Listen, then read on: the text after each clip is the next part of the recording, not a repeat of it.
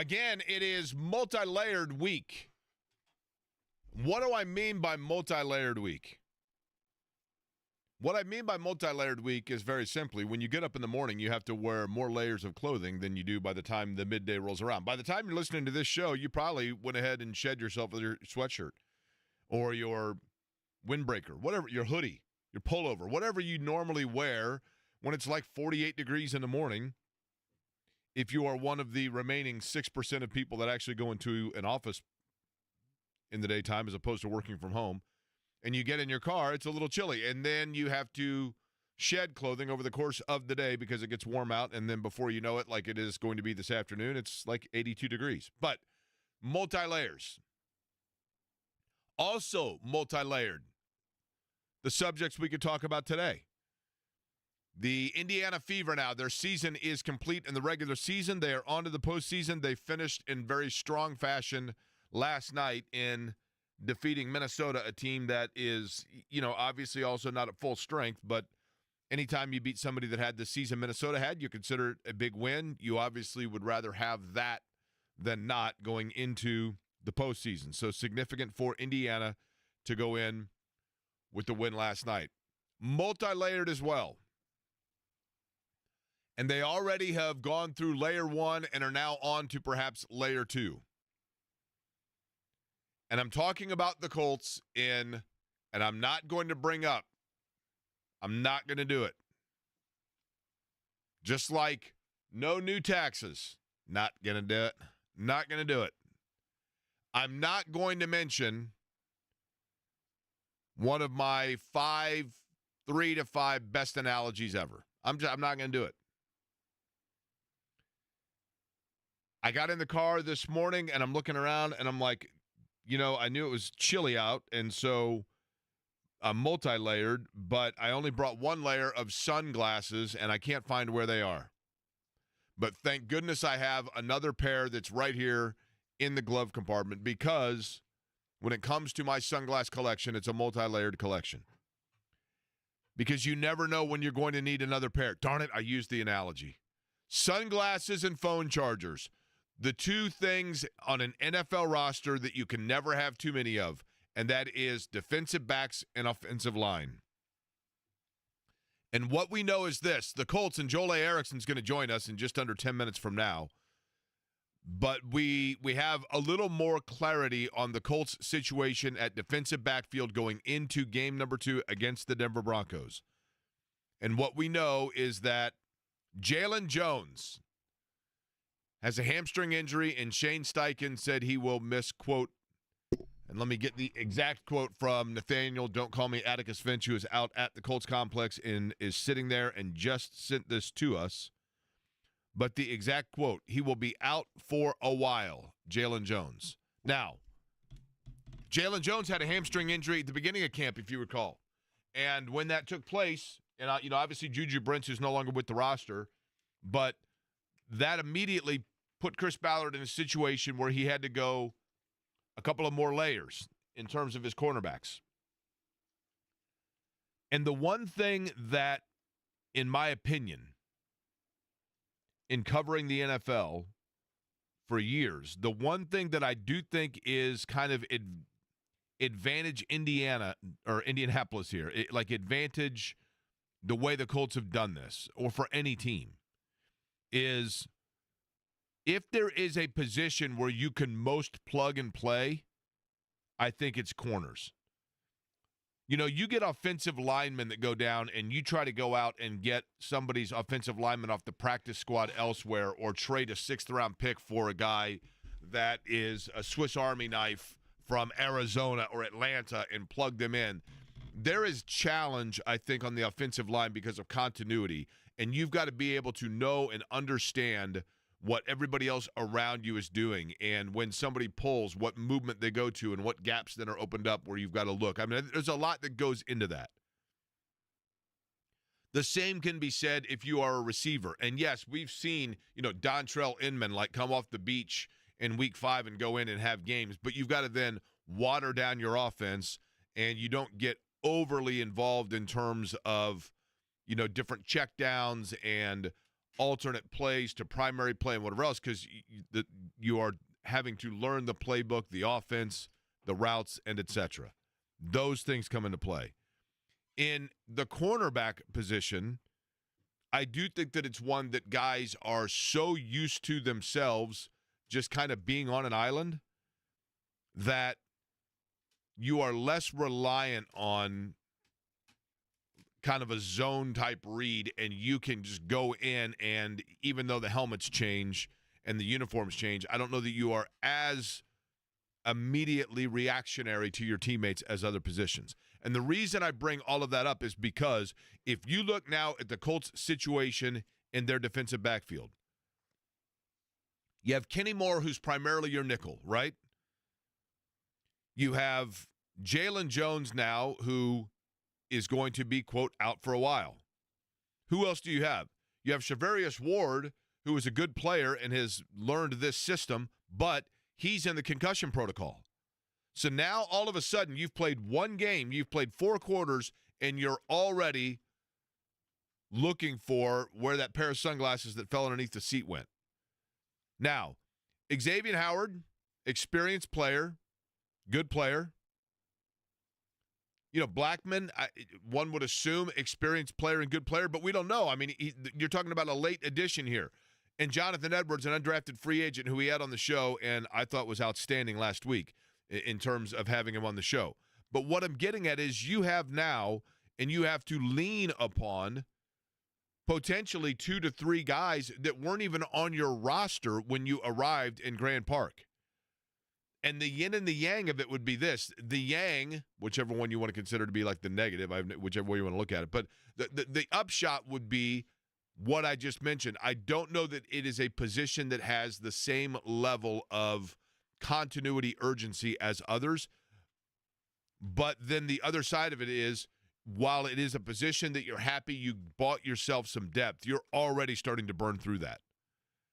And the guys that were supposed to be your primary guys, you've got to wait on now a little bit to find it, because Ward as well. I mean, what if Ward can't go? Then you are going with a room. Thank goodness you made those moves and got those guys. But in terms of this defense or different looks, and I don't know, again, how much that's not probably as pertinent as linebacker, the lingo, the jargon, or defensive line when you're talking about blitzes and stunts and that kind of thing. But still, you'd rather have familiarity than not. But Jalen Jones, that is the big story heading into now game number 2 against the Denver Broncos. Good afternoon to you. My name is Jake Query. Eddie Garrison, we think still works here. I work here. I'm right here. What are you talking about? Well, I never know, because I come in and Eddie Garrison, who, of course, last night did the pre- and post game for the Indiana Fever. We can get into that in just a second. And normally is the president of the company here running the board and doing things.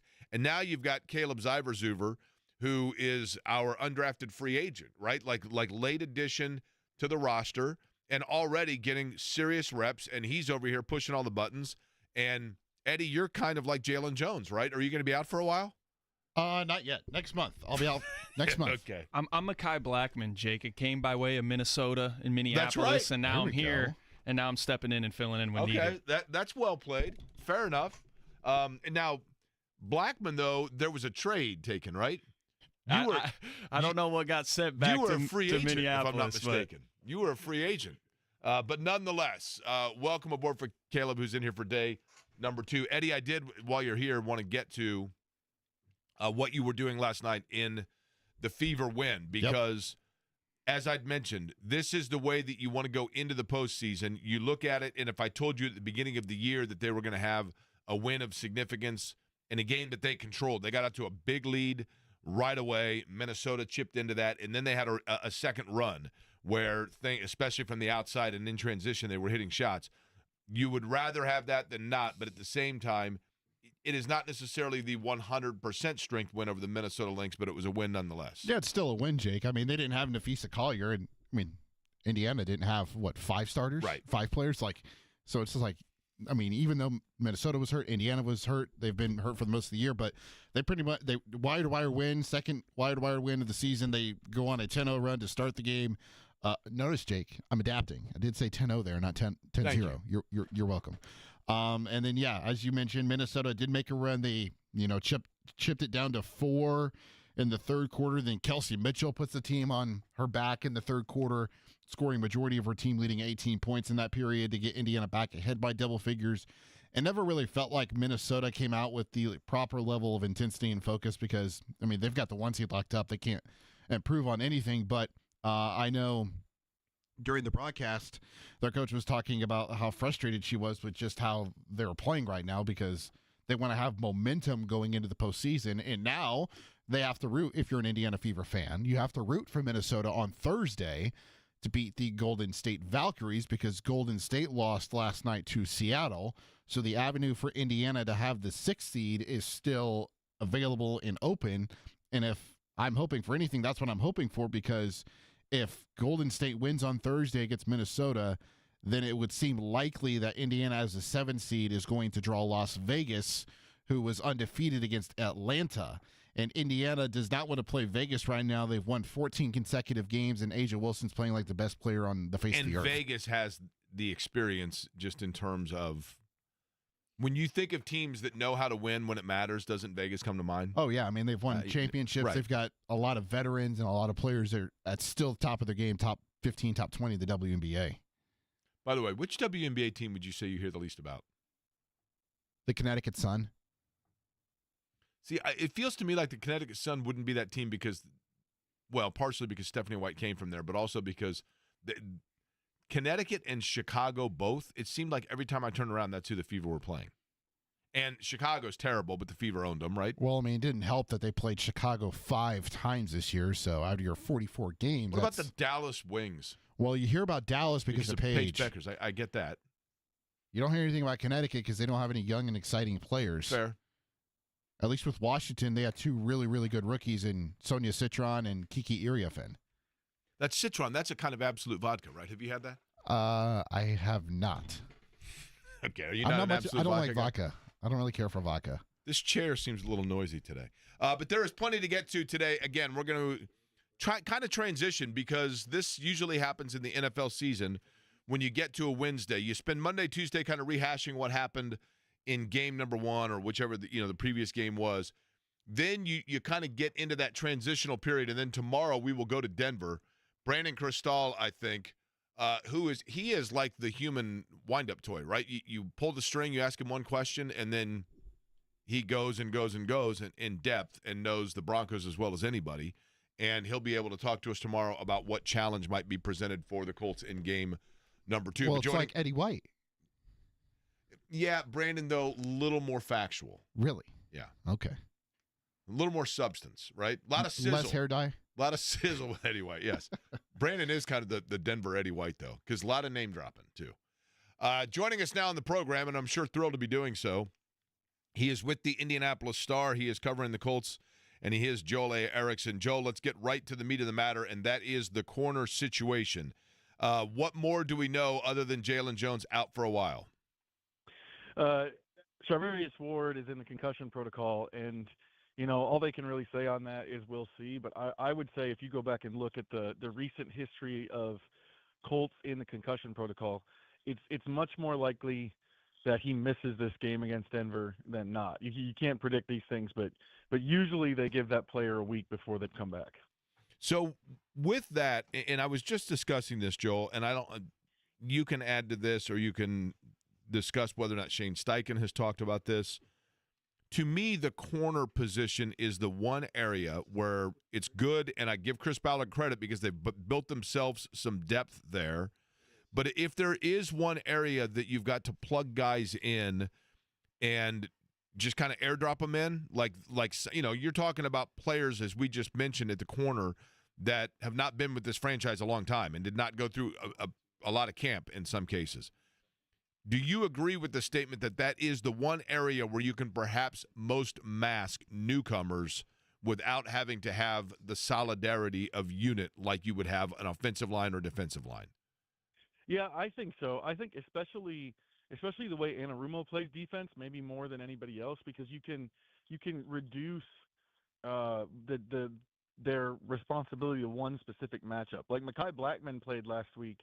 I think it was pretty significant. He played 22 snaps defensively, and Anarumo said he's essentially the guy that they match up with speed guys. They feel like he's the guy who can who can take away some of that, or at least, if not take away, at least run with, guys like Tyreek Hill, those fast guys. So, like, you look at this Broncos team coming up. Cortland Sutton is kind of a bigger-bodied receiver. That feels like a Xavier Howard matchup to me. Blackman, if he has to start, that's more the other guys. That's Franklin, that's Mims, and then if you need somebody else, it'd be our guy Jonathan Edwards, who we saw in preseason. Yeah, Jonathan Edwards we had him on the show last week, and great, totally fun interview.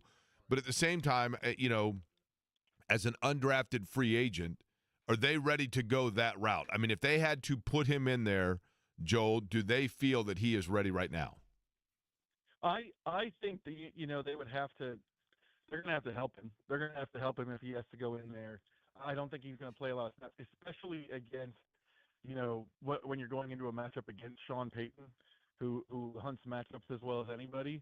But I also think that they probably feel better with Edwards as an undrafted free agent, having spent 3 weeks or 4 weeks of training camp playing essentially a starter's role and against the Michael Pittmans and Alec Pierces of the world versus playing mostly with the twos.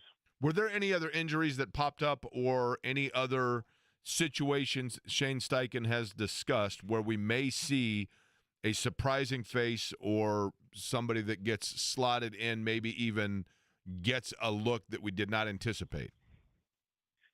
So far, it sounds like they came out. The rest of it came out healthy.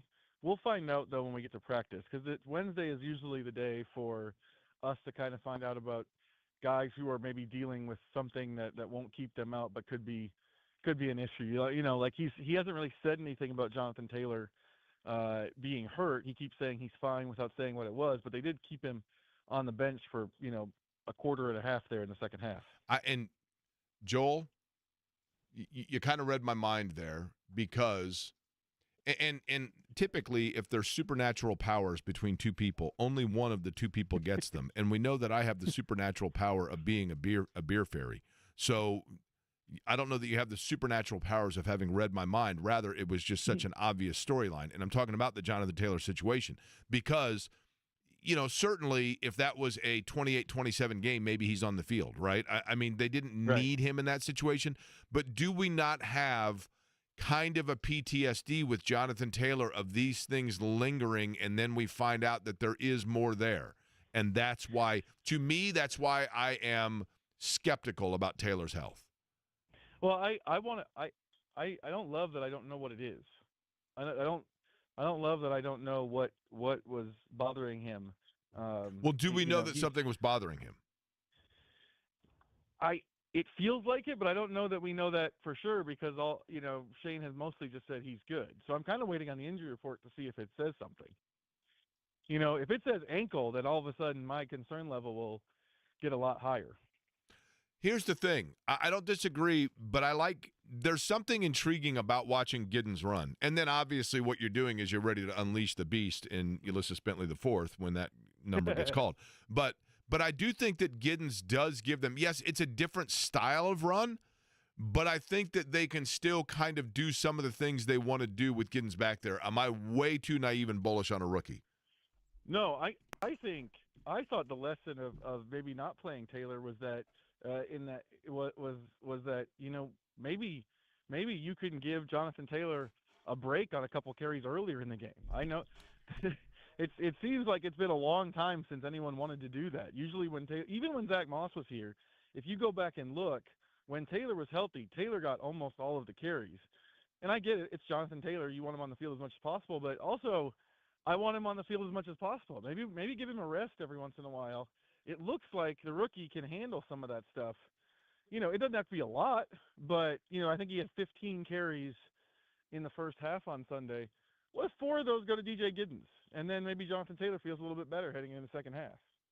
Do you believe that Shane Steichen called that game the same way with Daniel Jones that he would have with Anthony Richardson? Nope. In what way was it different? I think it's probably a more complex game plan. I would guess that the protections, especially against a team that blitzes as much as Miami did, I would guess they probably felt like they could do more from a protection standpoint.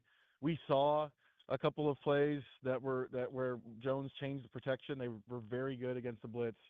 I think it expands what they can do, and people usually think of that in terms of sort of concrete things that are easy to see, like well, no, they couldn't expand it because they didn't run the ball as much with the quarterback position. That's not what I'm talking about. I'm talking about options for plays that to us look like just a regular old pass play, but it's actually something that targets something that Miami does, and it's harder for us to see because Richardson maybe doesn't handle the same expanded playbook that Jones does. Joel, how many of these Dog and Pony Show interviews do you think you and I have done over the last 3 years, 2 years, 3 years? What would you guess? 20? 25? Yeah, maybe more than that. Yeah, probably. Okay.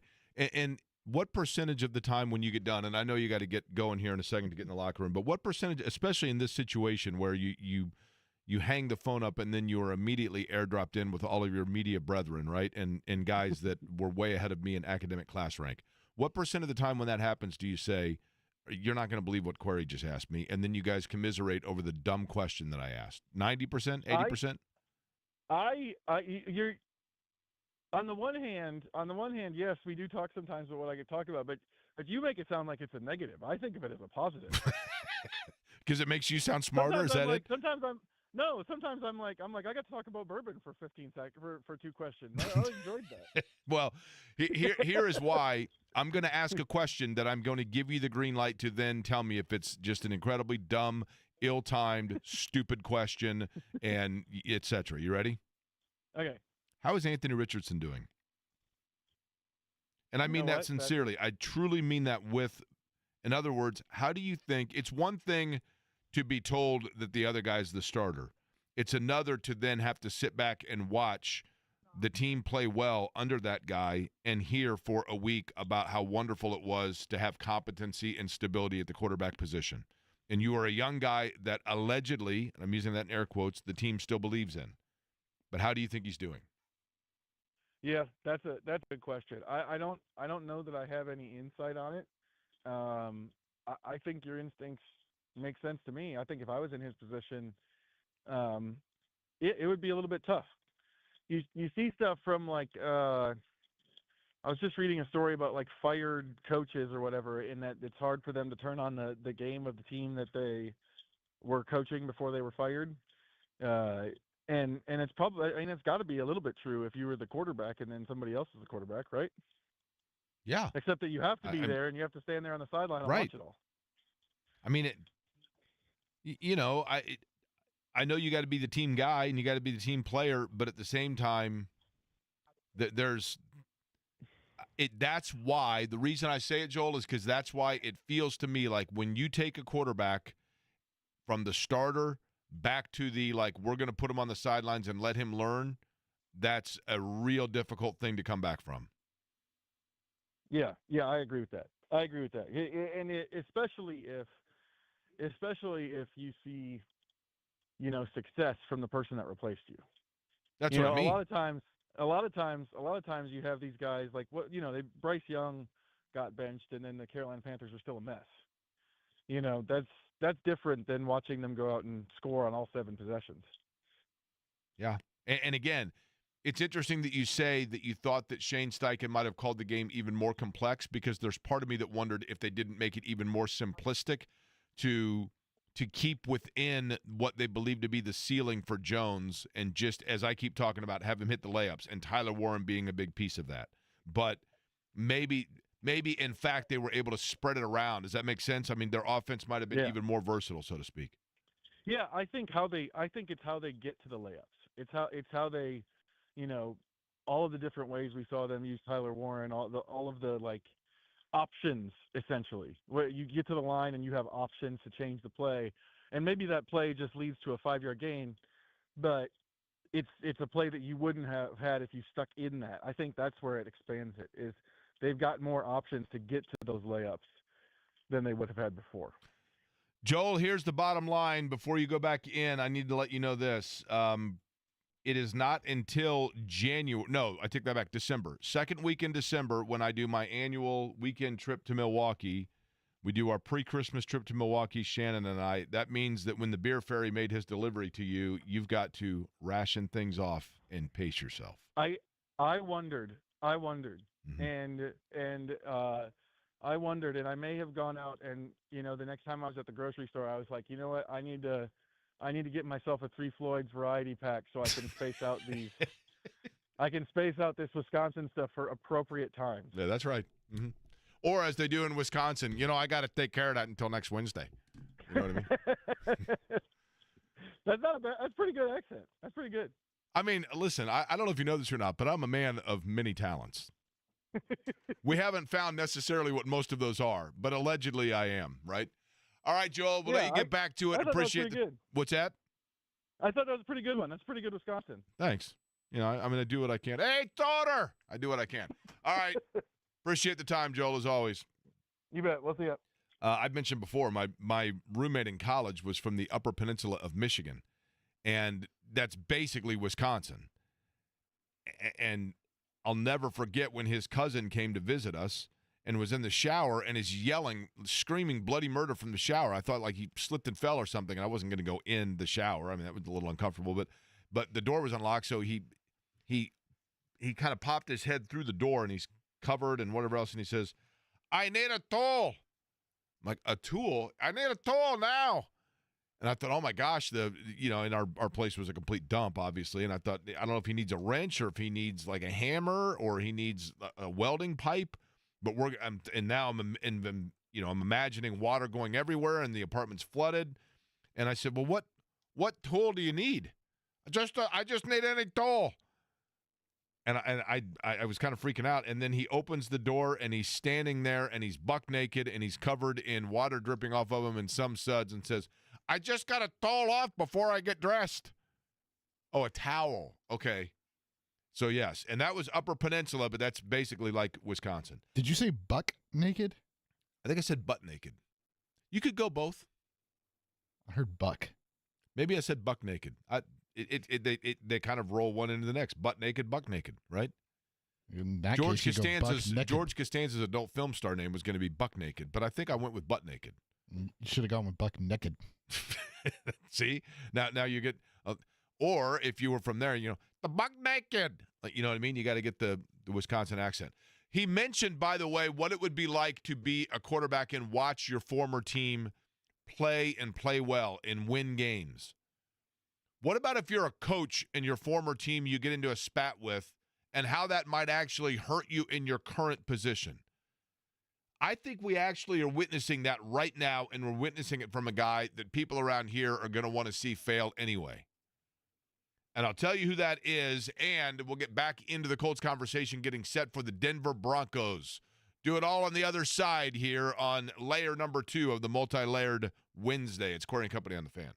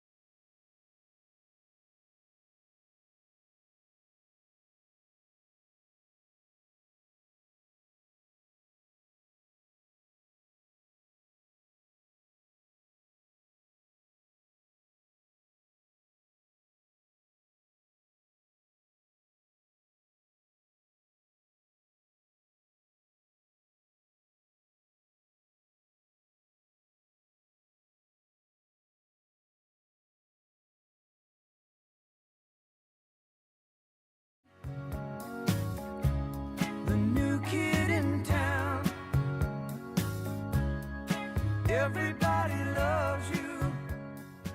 I've made this editorial comment before, and it seems to be that I'm alone on an island when I say it. I know that people say that they're like this great rock band of the 70s, and I totally respect and appreciate their place within music culture, and we all have our own individual tastes. But I think the Eagles are so sleepy. I hear that song, and I know that it's just a matter of place and time of where you were when songs are big. But when I hear that song, I feel like I'm in the back of my mom's car driving around listening to WIBC AM music radio. Like that's yacht rock to me. I know people would disagree with me, but like, am I on the way to the dentist? Are we at a dentist's office when that song comes on? I just think the Eagles are so sleepy. Strike one for me behind the board here. Not a good start. You an Eagles fan? I am. My dad is. And New Kid in Town is the name of the song. I was trying to do a little play on myself. Okay, that's I fair. failed miserably, though. That's fair, but the song is just sleepy, man. Listen, Caleb, I don't think you're wrong, though, because I'm in the minority, in my opinion, is what I'm getting at. I mean, I know that, but nonetheless. There is an interesting thing taking place right now, and maybe it's not necessarily of big relevance within local college football or the NFL, but I do think that it is of relevance to an extent of the way in which sports are headed. And to an extent, I think it speaks to what I just spoke to, and that is your perceptions and the way that you take in things and the way that you perceive them is largely based upon where you are in your life or where you were when things were last relevant. And what I'm getting at is this. This feud, which is largely irrelevant in Indiana, I realize, but the Bill Belichick feud with North Carolina and the New England Patriots is somewhat topical here because Belichick, of course, if you were to, and yes, I realize when you won as many Super Bowls as he did, and when you had essentially an NFL dynasty, the Colts are not alone in considering themselves the key rival to the Belichick Patriots. I mean, certainly there are those that would say, no, the Giants were a bigger rival for him, or there's any number of organizations or franchises you can mention. The Jets, the Dolphins, those that are, the Bills, those in the division, etc.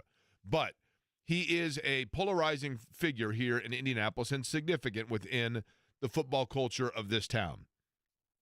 And for those that are unaware, Bill Belichick is now the head coach, obviously, at the University of North Carolina, and there already was whisper as to how in touch with today's college game even somebody who is a football savant like he is could be. And yet you look at it and you say, yeah, but he is an elite level coach that knows and understands the game. And that translates no matter whether you're talking, like look at Ted Lasso. Ted Lasso was a college football coach that then took the principles of coaching and ego massaging and translated that into British soccer, and then could take that down into now allegedly or apparently coaching youth soccer. Sometimes the principles of coaching translate from whatever series, whatever level, whatever sport you're talking about. And North Carolina was banking on that, obviously. But he goes there, and it looks like a little thing. And it looks like just the kind of thing that makes Belichick and why we love to hate him.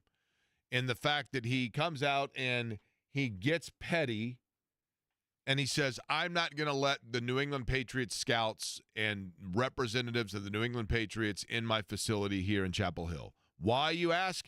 Because I don't think I'd be welcome back at theirs. Okay, fine. And you look at that and you go, yeah, great. Jake, why are you mentioning this on Indianapolis radio? You mentioned today that this is a multi-layered show. I didn't think that one of the layers was going to be something that is a jacket that I haven't even put on before. I don't care about North Carolina football, and I certainly don't care about the Patriots. Totally get it. But what it symbolizes is, look at today's college football culture. Look at today's college football climate. College athletics in general. Today's college athlete is going to and selecting schools in the vast majority of circumstances for one of two reasons. They are trying to get paid or they're trying to get to the league, whether that be the NBA or the NFL, whatever it may be. They are trying to turn professional. A track athlete at Oregon is going to Oregon because they have the Nike track complex there. They have the history of track and cross country there with Prefontaine and everything else, and that is going to give them the best chance to become a professional Nike runner that is then going and running in Cotter and, around the world in different elite level running championships, and Nike's got them on the payroll. Their best introduction to that is to go to Oregon, for example. If you are a top flight player in high school football right now, and you are looking at where you want to go, the University of North Carolina hired Bellichick not just because they think this guy has football X's and O's like a savant, but because they would assume that he has the connection to get players to the NFL, and that's going to increase their recruiting net. That's going to make players say, I want to go to North Carolina because he has all kinds of connections in the NFL, and I want to get to the league. I want to get to the league. Do you think that they're worried about North Carolina's like social work program or history, academics, or their mathematic program? Maybe in some cases, but for the most part, most of the players that are going in the college level are going because they have eyes on the NFL, and they're going to the place that's going to springboard them. And North Carolina just assumed that Bellichick would be able to do that and get those players and funnel that pipeline. And now, if you are a player, you're looking at it and you are saying, wait a minute. Already, the only thing I know is that he is selecting and choosing which NFL players are even going to have access to me. Or not players, which NFL scouts. Why would I go somewhere? If I'm a top-level quarterback that's going to be a freshman at North Carolina, I may have zero interest in the New England Patriots per se, but I want to make sure that I'm getting an opportunity to show myself to scouts of every franchise in the NFL. Why am I going to want to go play for a coach that is limiting which scouts can and can't come around and watch me practice? I want my resume on the LinkedIn that's getting the most clicks. And I think a little bit of that, look at it in Indiana with Mike Woodson. I think the thought process was with Indiana, for example, we're going to get Mike Woodson in here, and Mike Woodson's going to come in, and he is going to get a bunch of players because he coached in the NBA, and therefore players are going to want to come play for him because he's got all these ties to the NBA. And then what you found out was when Mike Woodson got there that, allegedly, or depending on who you believe, that he was, in terms of a multi-layer Wednesday, some of the layers of his skin were a little thin, and that started to lead to an extent, I'm not going to say that he was keeping out NBA franchises, but I don't know how much in his recruiting process, for example, he was in touch with what the demands, what the requirements, what the needs were for young players and relationships with their coaches and everything else.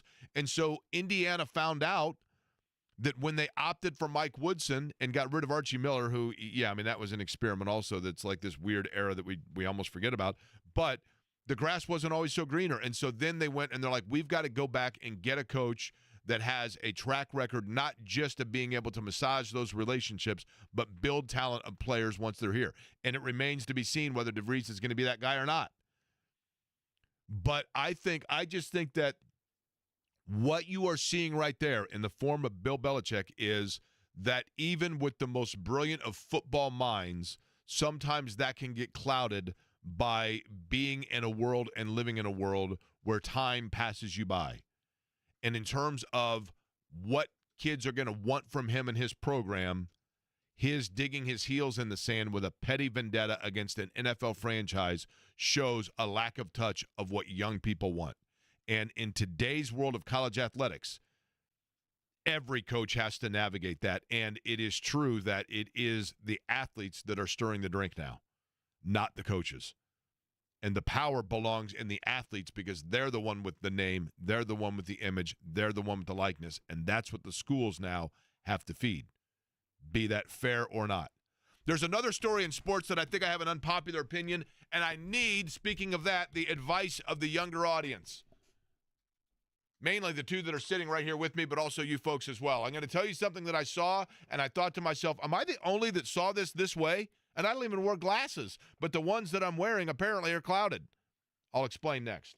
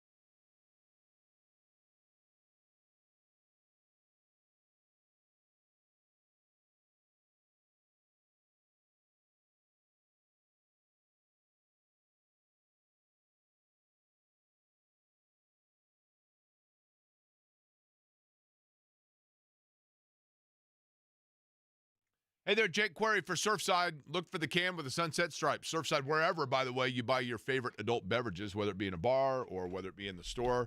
Look for the can with the sunset stripes. Please be 21 and drink it responsibly. Jake, that's great, but what exactly is Surfside? I'll tell you what it is. Sunshine in a can. As a matter of fact, well, Jake, it's plenty of sun out right now. I understand, but I'm talking about iced tea and vodka, lemonade and vodka, or iced tea and lemonade and vodka in the same can, and it is perfect for tailgating because it is oh so smooth with no carbonation, so it is smooth and easy to drink in just 100 calories, 2 grams of sugar. Surfside is fabulous. It is fantastic, and it is available now in central Indiana. Look for the can with the sunset stripes.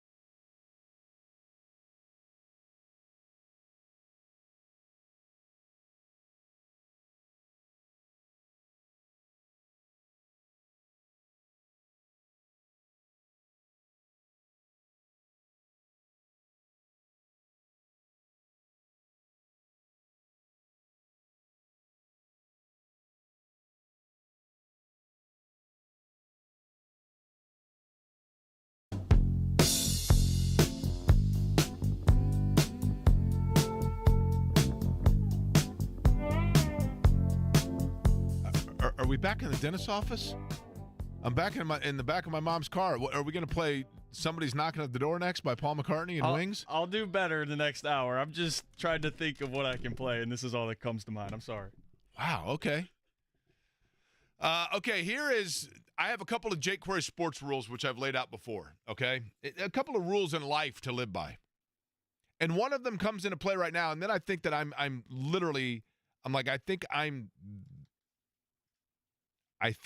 the old guy here, or not even the old. I'm not even gonna say old guy. It seems an unpopular opinion what I'm about to say, but I have a couple of rules. Rule number 1 to live by in life, and you guys can jot this down if you'd like. If you're driving in the car, certainly be careful. Just maybe record it on your phone. But these are important rules to live by. Number 1, never be the oldest person in the bar. That's probably the number 1 rule to live by. Just never be the oldest person in the bar, period. If you live by that rule, there are a lot of things that just fall off of that, and it makes perfect sense, and you're avoiding yourself a lot of trouble. Don't be the oldest person in the bar. Number 2, as it relates to sports. If you go to a Major League Baseball game, or for that matter, a professional baseball game, so, the Indianapolis Indians count here, obviously. If you go to a baseball game, you are not to wear a glove if you're over the age of 12, unless you are accompanying a child under the age of 12, at which point you are expected to wear a glove along with the kid. Because then that's fun. Eddie, you disagree? I still disagree. You would amend that how? The adult still no glove. Child, yes, under the age of 12. But if you're an adult taking your kid, no, you don't need to wear your a glove. No.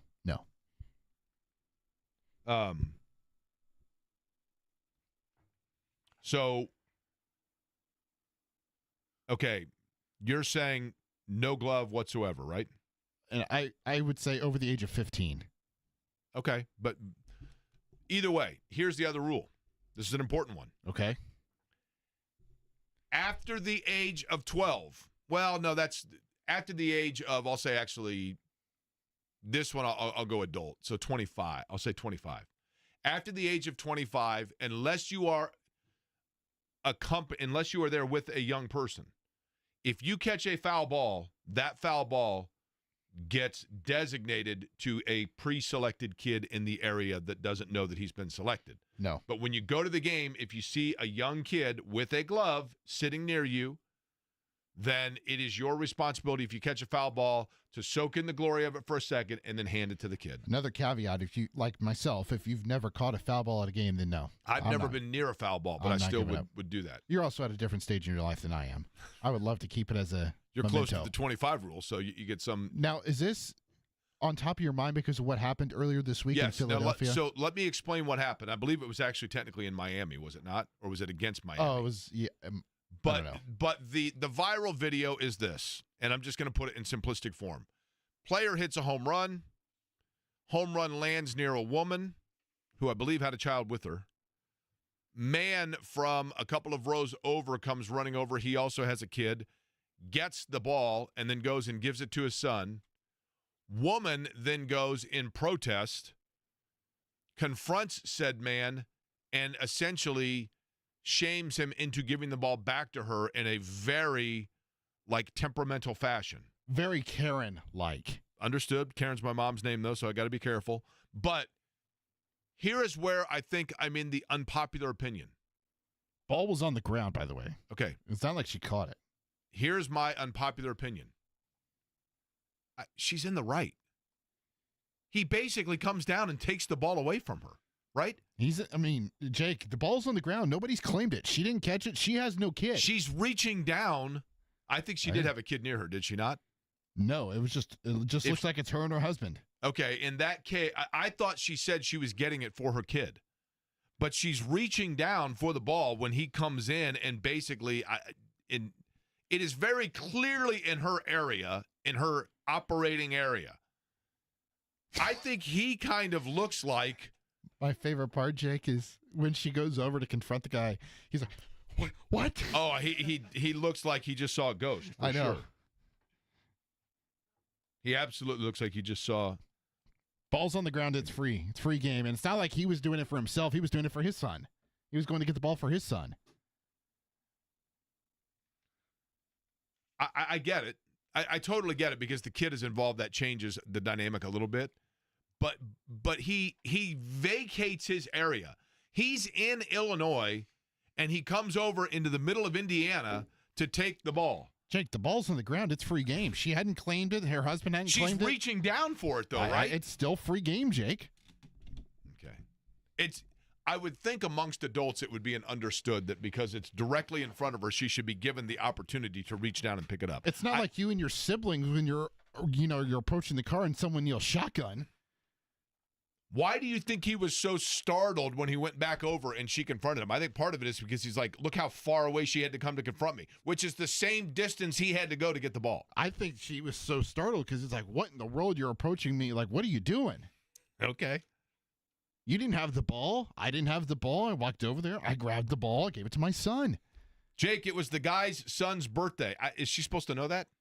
No, I mean, no, but I mean, if you're the guy, you got the win out of this. You're not being he now criticized. This guy now, of stuff. the guy now apparently has like come out publicly and said like, hey, like pump the brakes here. I guess people are like showing up at her house, and I mean, it is funny. She's become a meme and whatever else. But when I first saw it, I mean, look, did she overreact? Maybe. But when I first saw it, I was like, yeah, I mean, the entire thing is precipitated by the fact that I believe he came into her neighborhood. I think he came into her neighborhood and took something off the driveway, and she went and got it back. You're at a game, Jake. You have no neighborhood. If there's an open seat next to you, you can move wherever you'd like. The ball's on the ground. Nobody's claiming it. It's your ball. Now, I will say this. I'm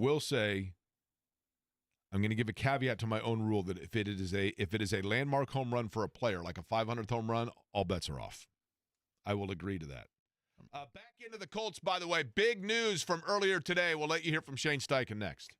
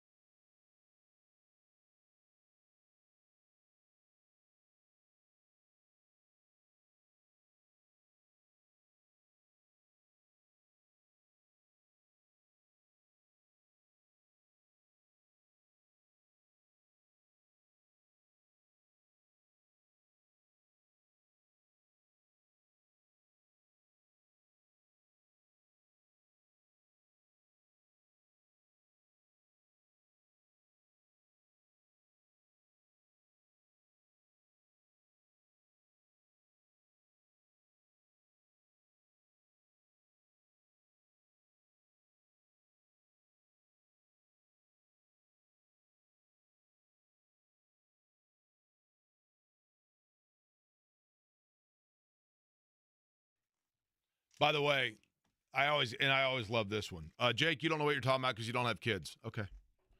I get that, but at the same time, it's my understanding the woman was getting the ball that laid right before her because she wanted to give it to, wait for it, her kids. And secondly, my entire point about baseball games is based upon it being for kids, right? Like you let kids wear a glove to the game. You wear a glove to the game if you're with a kid. When you get to a game and you look around, you find, and if you are an adult that is there without children, you look around for the kid that you would give the ball to if a foul ball comes to you. Yeah, so, I think that's just common courtesy, right? I mean, if you were a kid, make your day, make your month. Of course. I mean, you soak in the glory for a second. Now, I will admit, it changes the dynamic a little bit if it is in fact if you're there and it's Kyle Schwarber's 500th career home run. I get it. There are elements of that you start getting into monetary value. Shane Steichen talked earlier today with the Colts about the Colts situation upcoming with the Miami Dolphins. And I'm going to go back to what I said off the top of the show. And that is, when you look at game number one, getting set for the Denver Broncos and coming off the Miami Dolphins. If you look at that game against Miami, and I don't know the answer to this. I don't. And I don't know that we'll know it in maybe until late October. But it happens every year. It happens every year in the National Football League where we have Overreaction Monday.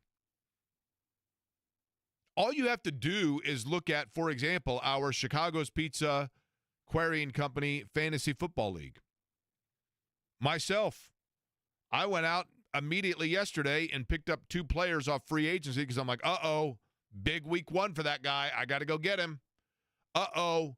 This guy didn't perform for me. I got to drop him. It's 1 week. But I'm guilty of it. And fantasy football, to a great extent, is responsible for 2 things in the NFL. Number one, it's responsible, I think, for widening an already huge fan base because of the fact that it allowed for people that normally weren't diehard football fans to get invested. And all of a sudden now they had a reason to watch games and whatever else because they wanted to make sure that they won their league or beat their husband's team or their wife's team or their coworker's team, whatever it might be. That's thing one that fantasy football has done. Number 2 that fantasy football has done is it has allowed, I think, to an extent, and this is true of fantasy basketball, baseball, whatever, fantasy sports in general, has allowed for us to see the challenge that teams have. Because you're allowed so many wide receivers, and then wait a minute, I need to pick up a running back, and wait a minute, this running back got hurt, and now what am I going to do? Because my team was doing great, and now I've got, and yes, it's fantasy, it's not reality. There's nothing about it that's real, except for the perspective that it offers, and it does somewhat offer a real perspective as to the challenges that go into a team, including overreaction. So maybe we overreacted about week 1 against Miami. Maybe we overreacted to this defense looks amazing under Lou Anarumo. Maybe we overreacted to Daniel Jones is going to have a Sam Darnold, Baker Mayfield lease on life situation of energy pumped into him and now a confidence bolster that comes with new surroundings, new offense, new technique, etc. Maybe we overreacted to that. Or maybe we will look back in October and say, Miami was terrible. That's the worst team in the league. Or it could be that we're overreacting to that narrative and that Miami actually is a decent team and the Colts made them look bad. And the pump the brakes is where we are overreacting. Because we need to keep it at the same level of acceleration of build on this. We don't know the answer to many of those things. What we do know is this. And you learn this in fantasy sports. You learn that each week you've got to look at your roster and you're like, oh my gosh, what happened? My fantasy team, like I was doing great, and then I completely spaced. My tight end was on a bye, and I didn't get a change made, and so I lost 11 points. And then guess what? My team got beat by 9. Okay. And so you learn that having to monitor all the time, all areas of your team are important. And that is, of course, true. That is one of the offerings that gives us a microcosm. And I mean, it's a microcosm of the realities of the NFL. But each, usually Tuesday and Wednesday, depending on which availability it is, how much information they have, how many injuries they have, the head coach meets with the media and gives updates on status of players. And for the Colts themselves, you have, I think for the most part, they came out of week 1 in pretty good shape. Now, and I'm Jonathan Taylor, is there something going on there? Well, they haven't said anything, and he did not finish the game, but he didn't need to. So is he a little bit dinged up because he got dinged up on a play and then didn't return? I don't know. That hasn't been clarified. I personally think that we're going to look back and say, you know what, we didn't realize this, but now we can tell you that this was going on. Okay, and we're going to lighten the load, whatever it might be. But let's get to the defensive backfield situation. If you look at the defensive backs, you look at the secondary for the Colts, I think pretty good unit. Matter of fact, a testament to the quality of the unit is the fact that Juju Brents, and I know that was a health issue, but Juju Brents didn't make this roster, and I think Juju Brents is a big athletic guy that they would have loved it, but there just wasn't, they ran out of time on that. And obviously he was claimed, so other teams do see that he has some potential about him. But if you look at the secondary for the Colts as it stands going into the year, okay, and what you would anticipate given every single week being your fantasy lineup as it is healthy and everybody good to go. In that situation, your corners are Charvarius Ward, who is an experienced, upgraded, proven player on one side, of course, and then Xavier Howard on the other side, with Jalen Jones being a guy that can spell either way. Well, now you're in a unique situation. Kenny Moore is your nickel. Okay? So you're in a unique situation. And then you got Blackman coming in and helping out Kenny Moore. But here is Chris Ballard earlier when answering the question about the availability, for example, of Charvarius Ward, who went into the concussion protocol, and then Jalen Jones, who we knew was nursing a sore hamstring, one injury that had already plagued him at the beginning of camp.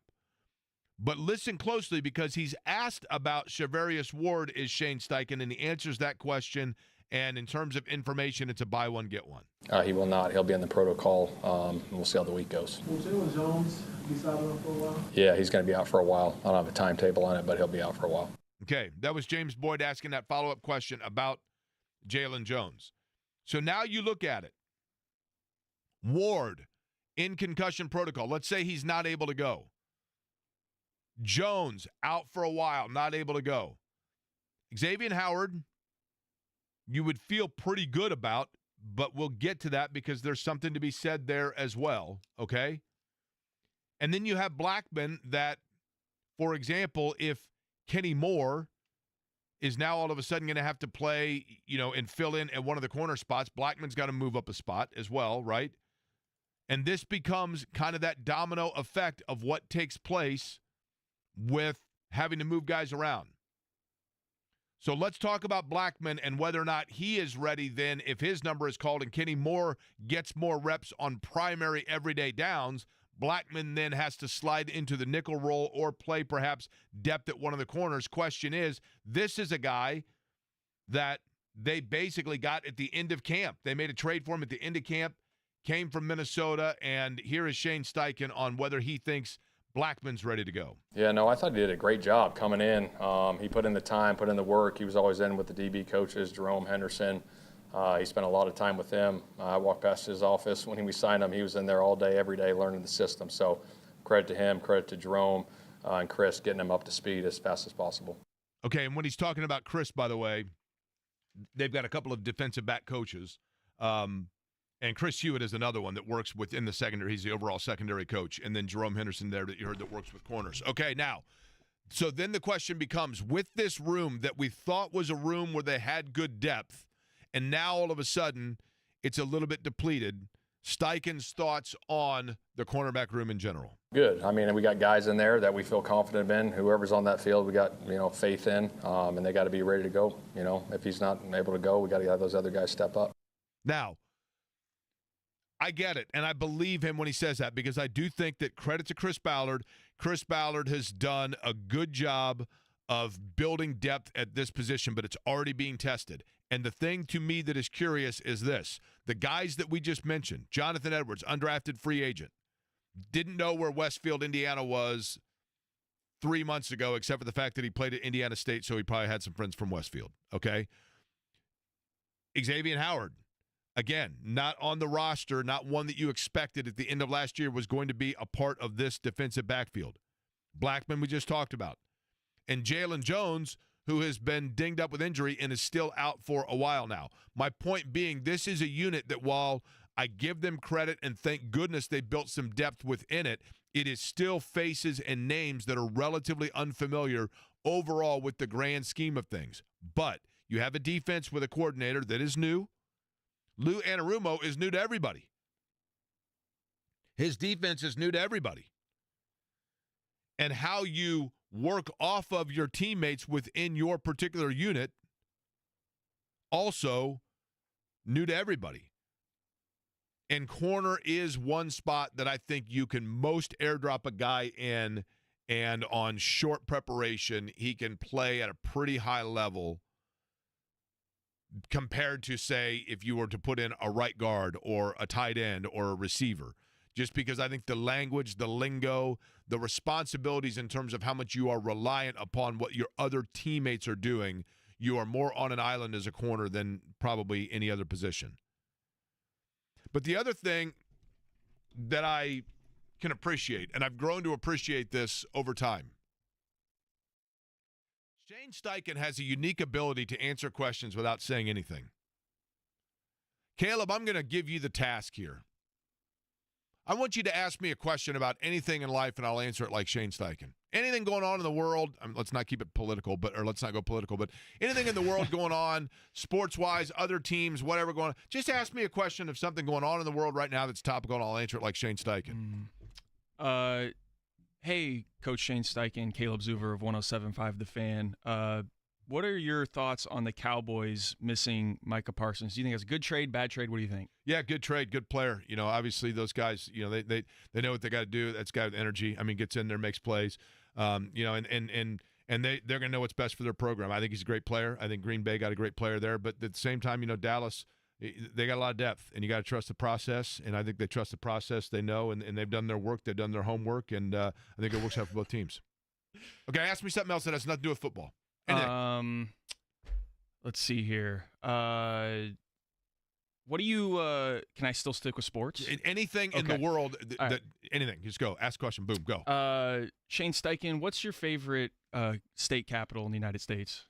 Well, good question. Lots of them to choose from, and obviously, they all got highs, all got lows. You look at Cheyenne, windy, like the wind, Cheyenne and the high plateau there, and then Tallahassee, big building, but we got to look at it. I've been to a lot of them, not to all of them, so we got to look at it, and we'll take a look at that. And but I'd say Indianapolis. We're here in Indianapolis, like Indianapolis, state capital, beautiful building right next to our building, and we look to pack it.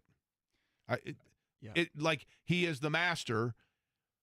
He is the master at answering the coach speak 101. But you have to so what I'm saying is, with that, you have to then tiptoe through and navigate and find little things where he's giving you a little information. And where I erred was, so I'm not going to throw everybody else under this bus, where I erred was the fact that if you look at each time he was asked about the quarterback situation, he told you everything you needed to know. He didn't say the names, but he told you everything he needed to know. You needed to know. And when he is saying right there, for example, he was asked about Ward, and he just said he's in the protocol, and that's it. I mean, I get that. He probably doesn't know much more than that at this point. But when he's asked about Blackman, and he starts, and I go back to this, I just think this is such a critically important aspect of when Shane Steichen says things. He gives you the coach speak 101, but there is consistency in sometimes the narrative of what he is saying. And when he's talking about Blackman there, and when he's talking about the defensive backfield there, what does he keep going back to? Preparation, the room, the film room, reps, commitment. He keeps saying those things. And he doesn't say that about every player. So when there are players that he doesn't say it about, you can read between the lines. And I know that he was very high on the physical attributes of Anthony Richardson. And I know that he was vociferous through the draft process, apparently, or allegedly within the room, of the intrigue of Anthony Richardson. And I know that he managed to kind of reinvent Jalen Hurts. And I know that he actually, I think, got a pretty decent contract for Gardner Minshew. And I think now Shane Steichen is looking at, and somebody sent me this yesterday. Ron sent me this, I think it was, and it's a brilliant point. By going with Daniel Jones, Shane Steichen is gambling not on Daniel Jones and not against Anthony Richardson, but Shane Steichen is gambling on himself because he knows the time is ticking for him, and he knows, he looks at it and he says, I've got to go with the quarterback here that I feel I have the best opportunity to awaken and to jumpstart and to get going. And in doing that, I've got to go with the quarterback that I'm the most comfortable with. And what defines comfort for Shane Steichen? In the room, working with coaches, commitment, see him in the hallways. And what does he keep telling us? And what did he keep telling us about Anthony Richardson? He kept saying to us, not even necessarily as an indictment on Richardson, but in the praise elsewhere. Well, the thing about Jones, or the thing about this quarterback competition, I want somebody that it's part of the entire operation. I want somebody that sees all of this in terms of everything from the huddle to the room to the hallway to being the first in and the last out. And it's one thing, sure, we all know people like this. They punch the time clock and then nobody knows where they, everybody worked at that grocery store in high school where there's the one guy that's like, yeah, did you hear? John was punching the time clock and then going and taking a nap in the paper towel rolls in the stock room and then coming back 4 hours later and punching out and nobody noticed he wasn't there. That kind of thing. You get people that go through just go through the motion of it. And I think Steichen has basically been telling us now that that he didn't feel Richardson was doing those other things. And he's utilizing that now. It's seeped into him explaining to us with other players what it is that he likes. He is screaming the message to us. And I erred in not hearing the message because I got caught up in all the noise, right? And I wasn't just listening to the core message. And now what you have is, I think the message that now we shift to is, now that we know that it's Daniel Jones, he is saying to us, I need somebody that is all in on the process and being a leader in all areas and aspects, because Shane Steichen, was brought here to be a quarterback whisperer. And if, as a quarterback whisperer, I'm still speaking too softly for the quarterback that I was thought to be awakening to hear it, then I have to go with the guy that actually at least has hearing aids and can figure out what I'm saying. And I believe that's Daniel Jones. And I believe that Daniel Jones will give me the best opportunity to call a game that benefits the quarterback, that utilizes the weapons that we have, that allows us to win games and allows me to keep my job. I'm not saying his job this year is like right on the razor's edge, but I think he knows the NFL stands for not for long. And if you look at that game against Miami and you look at the way Shane Steichen strategized that game, he offered for us the blueprint. And the blueprint is you come out in a game, you establish Tyler Warren, you get him going, you make it very clear this is the guy that we're going to punch you in the mouth with, and then once you adapt your defense to take away that middle area where Tyler Warren is roaming around, then we're going to take advantage of the areas where you just softened yourself. And we're going to utilize Jonathan Taylor. And we're going to utilize Michael Pittman. And we're going to utilize even Alec Pierce. And even A.D. Mitchell. That's what the game plan is. And then we're going to, once we get a lead, and yes, it's a lot easier to maintain and hold on to a lead theoretically with Miami or maybe even Denver than it's going to be if you're playing Kansas City or Baltimore or Buffalo. I get that. But in these games, I mean, does Houston have an offense that blows you away? Does Tennessee have an offense that blows you away? Does Jacksonville have an offense that blows you away? You want to win your division games first. And you're seeing the blueprint right now. He is spelling it out for you because that's what Shane Steichen does. He speaks coach speak, and he says the same thing over and over. But the message is there. And that message is sort through and find the finite message of what I'm saying, and that is that the blueprint of how we're going to play is we are going to be a team that is winning organizationally. And what you saw against Miami is exactly that. They went out, they did what they needed to do, they got the lead, and then once they did, you let Lou Anarumo turn that defense loose, you roll with it, you hold on to that lead, and you keep your offense in such a fashion that Miami never was able to get back in that game. And I think they're going to try to do the same thing against Denver. Try. An hour from now, by the way, Debbie Antonelli joins us on the program, and we will preview for you what we're going to discuss with her, because is this now, have we shifted with another sports team in town from moral victories to let's see where things lie? Or are we just planting seeds that we hope to water a year from now? I'll explain next.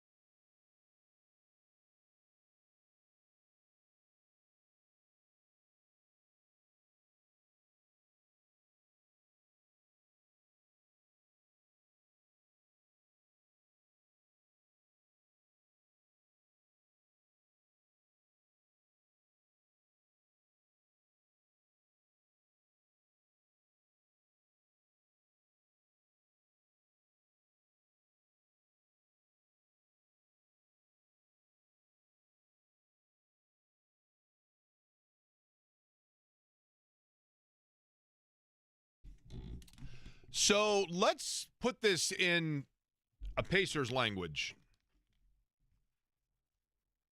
Sounds weird to say, I realize, especially when comparing the Pacers to the Fever, even though they are under the same ownership umbrella. They are two different franchises, two different things, two different genders for that matter. But Jake, we get Pacers basketball in a month. It's crazy, isn't it? I know. And the regular season will begin, in 6 weeks, 7 weeks? Yeah, the end of next month. Win total 37.5, by the way. I'm telling you right now. Are you in the Jeff Rickard thinking where he's got them at 50 plus? Do you know who Edwin Moses is? Yes, I do. By the way, there are a lot of areas where Jeff and I have in common when it comes to 50 plus, but I don't know that the win total prognostication would be one of them. He's a former Olympian, isn't he not? Edwin Moses is perhaps the most impressive Olympian of all time. He was a hurdler that he didn't lose since obviously, Eddie, you have pulled him up on the Wikipedia, which is all-knowing. No, I did not. Edwin Moses did not lose I'm looking at your face. a hurdling battle in like 10 years, something like that. He had an incredible record.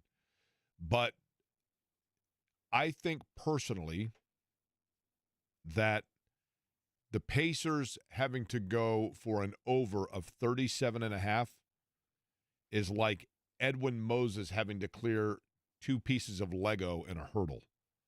That is the easiest over to leap of all time. The Pacers are going to win. Now, 50 is very bullish, but I think they do. I think they clear 42 to 45. Jake, you think the Pacers clearing the 37.5 is like you giving a bad analogy, like you want to show at some point? Yes, that's correct. Okay. I just look, and I will admit, it is so easy to forget that Tyrese Halliburton's out. I mean, because you think about it and you go, okay, so they lost Miles Turner. And then you're like, oh, wait a minute, I forgot. Halliburton's out as well. So it's a team, but they still have Pascal Siakam. Yes, it's changed a little bit in the way that teams are going to guard him. You still have Andrew Nembhard. Yes, it changes a little bit, although Nembhard is a guy that when he has had to be a focal point, he's had big games, but can he do that night in, night out? You're going to get a lot of points from Benedict Mathurin. They still have good pieces there. Aaron Nesmith, obviously, I think the world of, but there are question marks for sure, but I think they do go 42. I mean, I think they become this past season's Orlando Magic. And how many games did Orlando win? I'm going to guess they won 42. They were like a 7 seed. They were also like decimated with injuries the entire year. Like right. Paulo Banchero missed time. Franz Wagner missed time. Right. Mo Wagner tore his ACL. And they still won. What was their record? Do you have their record in front of you? I'm pulling it up now. I'm going to guess it was 40 to 45, somewhere in there, right? Orlando Magic, 41-41. Yeah, bingo. Clears easily 37.5. But here's the point I was trying to make. And you illustrated it well there, Eddie. The Pacers this year, when you look at the injuries and the personnel, the benchmark of what you consider to be a success is, in fact, different than it was this time a year ago. This time a year ago, they were coming off of the playoff run with the Knicks and into the Eastern Conference Finals. And, wow, Halliburton's really emerging as a star. And now that Siakam, they've gotten accustomed to that. And let's see what they can do. And they got out to a slow start because Nesmith and Nembhard were out. And we later learned how incredibly important those two guys are. And once it all came together, I mean, that was as fun a team as this city has ever seen. And the city fell in love with them. The Indiana Fever, going into now the postseason, after last night's win over Minnesota, we knew they were going to be in the postseason regardless, but that is a nice win over one of the best teams in the league. But for the Fever, because they are a team that has been decimated by injury, if the Pacers make the playoffs next year, it's a win. And anything above that's gravy. If the Pacers win 41 games next year, or let's say go 44-38, and get into the playoffs, and then in the playoffs, let's say they get bounced in 6 games by second-seeded Cleveland. I think most people would be like, yeah, I'll take that. That's cool. But if Halliburton had not gotten hurt, and even if Turner had left, but if you have Halliburton and they go 44-38 and get bounced in the first round, it literally is like people are crying in the streets. Your expectations change based on the personnel and the flow of your season. So for the Fever now to make the playoffs and now going into the postseason, in what I think there is a lot of parity within the WNBA, and one of the better teams that is expected to win the WNBA, Minnesota, is a team that Indiana has multiple wins against this year, even when hurt by injury. The question is, which expectation is there now for the Fever? Are we going with the expectation of, hey, mission accomplished with everything they went through this year? Mm-hmm. With everything they went through this year. And I saw some national prognosticators that were talking about, like, oh, they're trying to ruin Caitlin Clark and they're penalizing Caitlin Clark because players don't like her and all that. That's the dumbest load of crap I've ever heard. Don't waste my time. Don't sit here and insult my intelligence. My intelligence isn't very high anyway, but don't insult my intelligence when you are airdropping in, watching something from 35,000 feet away. Don't waste my time. This team has been decimated by injury. They have had to go with multiple options and variations and combinations in their backcourt. They have plugged in different players, some of which worked, some of which did not. Question is, Eddie, is this, and think about this and give me the answer on the other side, and we'll further discuss. And Debbie Antonelli joining us 2:30. Is this now for the Indiana Fever mission accomplished, or does the work just begin?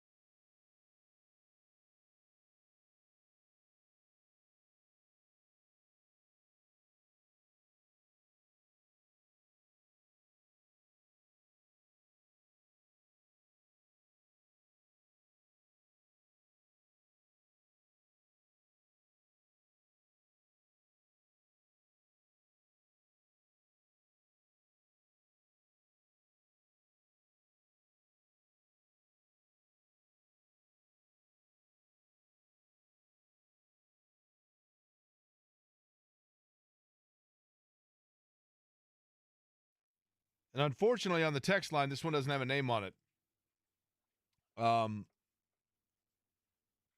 Jake, I love your show, but you're being the get off my lawn guy right now. That was at 120. What were we talking about at 120? Where I was saying get off my lawn. Do you guys I don't know. That was during the Shane Steichen conversation, but he could be hearkening back to the foul ball conversation. I don't know. Maybe that person was driving and they waited to get to their destination That's before sending off the text. We support safe driving around here. We do. Hey, Jake, it's Lord of the Flies if that baseball's on the ground. Okay.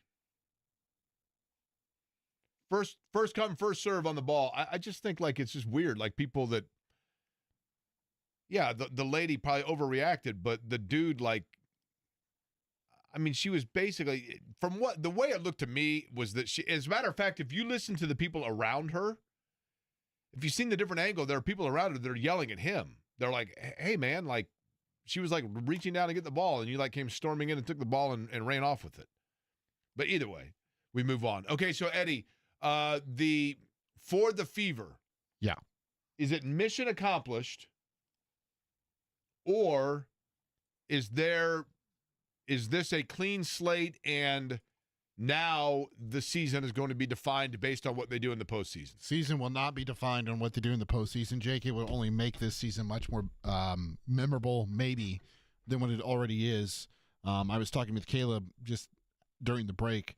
Kind of reminds me of, the Washington Commanders last year, in the sense of there's this team that probably shouldn't have made it in the playoffs that's in the playoffs, so that makes them that much more difficult to defeat because they're playing for nothing. They've got nothing to prove. They're just going to go out there and be scrappy, be resilient, be tough, all those things every night, and it makes it hard for the opponent because they have all the pressure on them.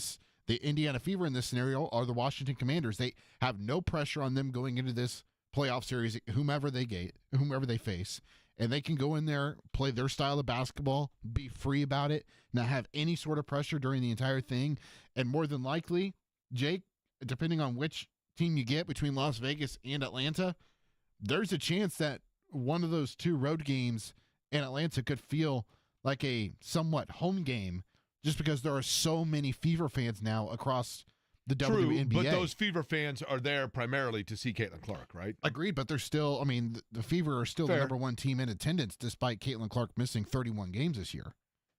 And that's home and away. Fair enough. I would agree that at this point it is. I mean, look.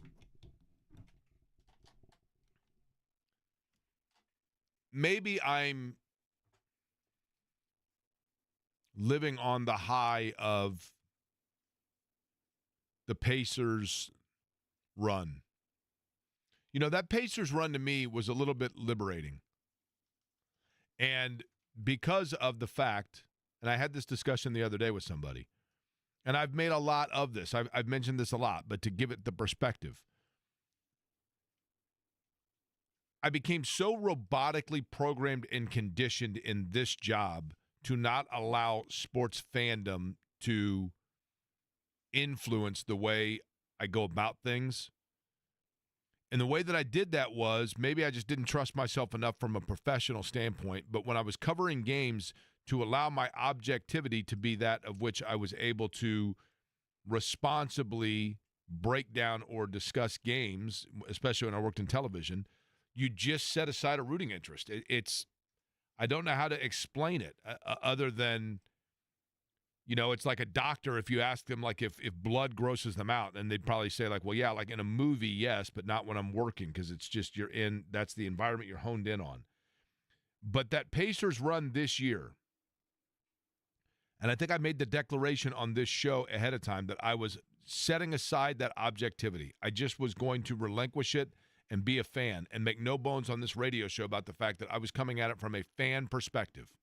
And I asked the patience and forgiveness of the audience of that. But to an extent it was okay because everybody in the city was caught up in it, and the fandom was what made that so much fun for even like people that aren't diehard Pacer fans. I think they got engrossed in the fun of that run. Pardon the pun. See, I'm rhyming. Gosh. But with the Fever, I think a little bit of learning how to see and embrace and celebrate the positives of something instead of always critiquing it from the other side has carried over for me a little bit with the Fever because, number one, I see people that get enjoyment out of the Fever that didn't previously watch women's basketball or even basketball a lot in general. Yeah. And number two, if you really look, and I understand if you were somebody nationally, for example, that didn't watch every game or that didn't follow them every game. And yes, I have respect for Stephanie White and have known her for a long time. And so maybe that this clouds the clarity of me being able to determine said things of what I'm about to say. But I actually look at this as gravy because I think it is so impressive what this franchise has overcome this year. I mean, no matter what team you're talking about, the Colts, the Pacers, the Denver Broncos, you know, when you are going through the year playing the better half of the year with your main quarterback, your main point guard, your main ace pitcher out, and then seemingly each player that you were bringing in to fill that void, hoping to get 80 to 90% the same level of production, they get hurt. And each time that you have to then go even further down the depth chart of whether your own roster or the cast-offs of another roster or whatever it may be to find that replacement, each time you do that, you're dropping another 8 to 10% of production. And now all of a sudden you've got players playing where you're like, we're just hoping to get 60% of what we're just 60% of what we initially had at that position. And yet with that, they still, and I know they had their struggles and there were games they lost that were ugly, but for the most part, you know, what they did and able to on the fly continue to have to reinvent themselves just to get into the postseason and not let it collapse underneath them, to me was impressive. And anything here on now is gravy. But that, again, if they were totally healthy, that would not be the case at all. But they're not. And back to the Pacers and the 37.5 for next year. I just keep forgetting, and I don't mean to like sit here and remind everybody of the obvious and hit you with a frying pan with it, but I think the Miles Turner loss of him going to Milwaukee was such a shock to the system and so unexpected and out of nowhere that it usurps the fact that Tyrese Halliburton got hurt. You almost forget about the fact that there's no Halliburton because you think like, yeah, they're not going to be that bad. They lost Miles Turner, but they still have – and then you're like, oh, gosh, I forgot. I just keep forgetting. And part of it, too, is Halliburton is such a unique energy and personality anyway that he's out and about now. And you're seeing him, and he has not missed a beat in terms of his infectious – like optimism and radiance. No. And so when you see him, you forget he's hurt. And you're like, oh, gosh, that's right. Well, not to mention, Jake, they've got the depth that we think to be able to, withstand some of that departure. You think they can? They think they can hodgepodge, on a nightly basis, the center position and finding production from a collective group effort between whomever ends up being Jay Huff, Isaiah Jackson, James Wiseman, Tony Bradley, and then you're hopeful that Andrew Nembhard can manage the game, and Benedict Mathurin takes a step forward, Jarris Walker takes a step forward. Here's the thing. There's another thing that comes into play with that. When you look at, and it is the burning question of the Pacers season. There was a burning question about the Colts going into this offseason.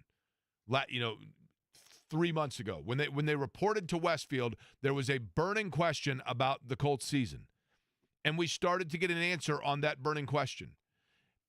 And in reality, there is a burning question when it comes to the Pacers season. And it has nothing to do with the health of Tyrese Halliburton and his timeline. And it has nothing to do with Miles Turner. But there is a burning question.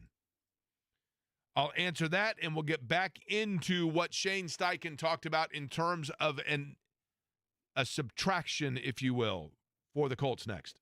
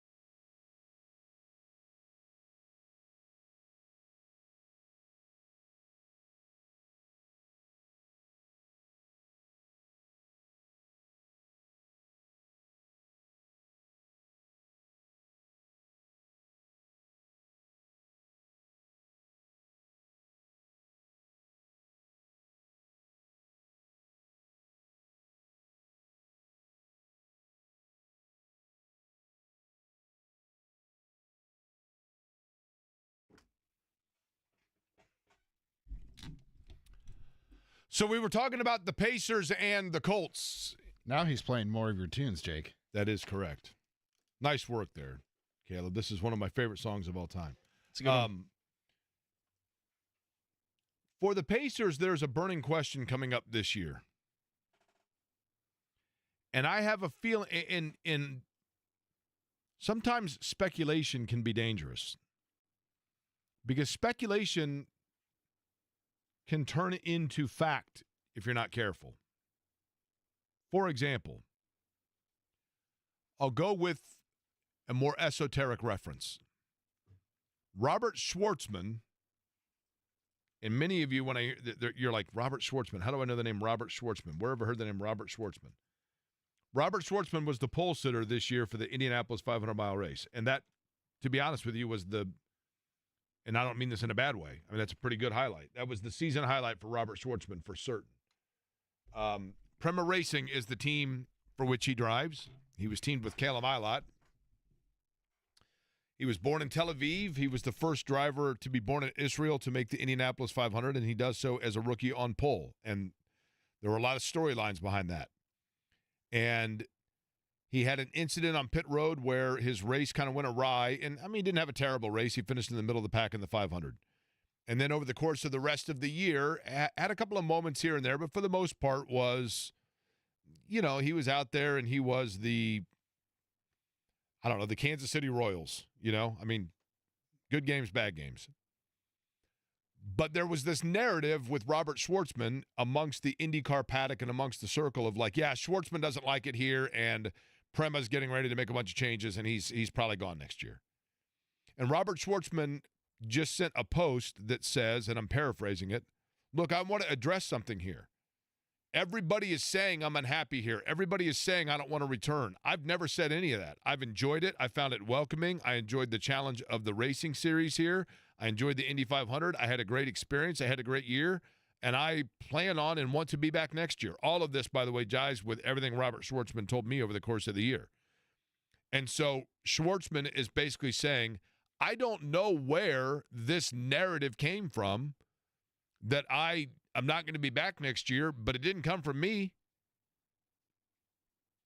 And I think there are certain burning questions about both the Pacers and the Colts that we can look at and say that popular narrative or common perception becomes a fact from everybody except for those that actually are the ones that are making the influence of said decision. And let's begin with the one for the Pacers.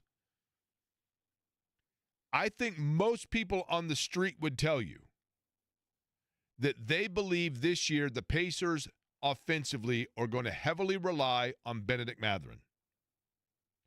And that Benedict Mathurin is a guy that, in particular, as you saw last year in the finals, in Game 4 notably, actually in Game... My games all get confused here. Which one is the game that they... So it was game number 3 that they... Which one's the one that he won them the game, Eddie? Was that game 3? I'll go back and look. Either way. There was a game in the finals where Benedict Mathurin was very big for Indiana and made big play after big play. But he did so almost like in isolation from the way that they typically run offensively. That was game 3, right? Yeah, game 3. He was very big in game 3, and they won that game to go up 2-1. And it was like, this is tremendous how this guy has played, and he has kept them in this game. But when Mathurin is carrying you in the game, you are kind of riding the back of Mathurin and feeding that, as opposed to in the flow of that circular offense, so to speak, that they do where they are balanced and Neesmith gets red hot for a minute and then Halliburton starts hitting shots and then Turner was hitting shots and then Siakam gets it on the wing and you're just spreading it around. When Mathurin was scoring, it was wonderful, but it requires more attention offensively, more intention. And so when you look at the Pacers this year, I think there is the question that a lot of people have of, Are the Pacers going to ride Benedict Mathurin this year because they want to develop Benedict Mathurin as yet another piece that they have once Halliburton comes back and once Siakam is towards the end of his contract, and Nesmith, you've got to figure out what you're doing with that, and Nembhard, and wow, how awesome is it going to be to have this additional weapon that now has all of his bearings about him because we've seen glimpses of what he can do, and how good is he going to be, and how good are they going to be if all of a sudden now he comes in and he is their, like, James Worthy, or he is their Tony Kukoc, or he is their Ray Allen, or the guy that when there are other stars, he's the guy off the bench that's making big-time plays.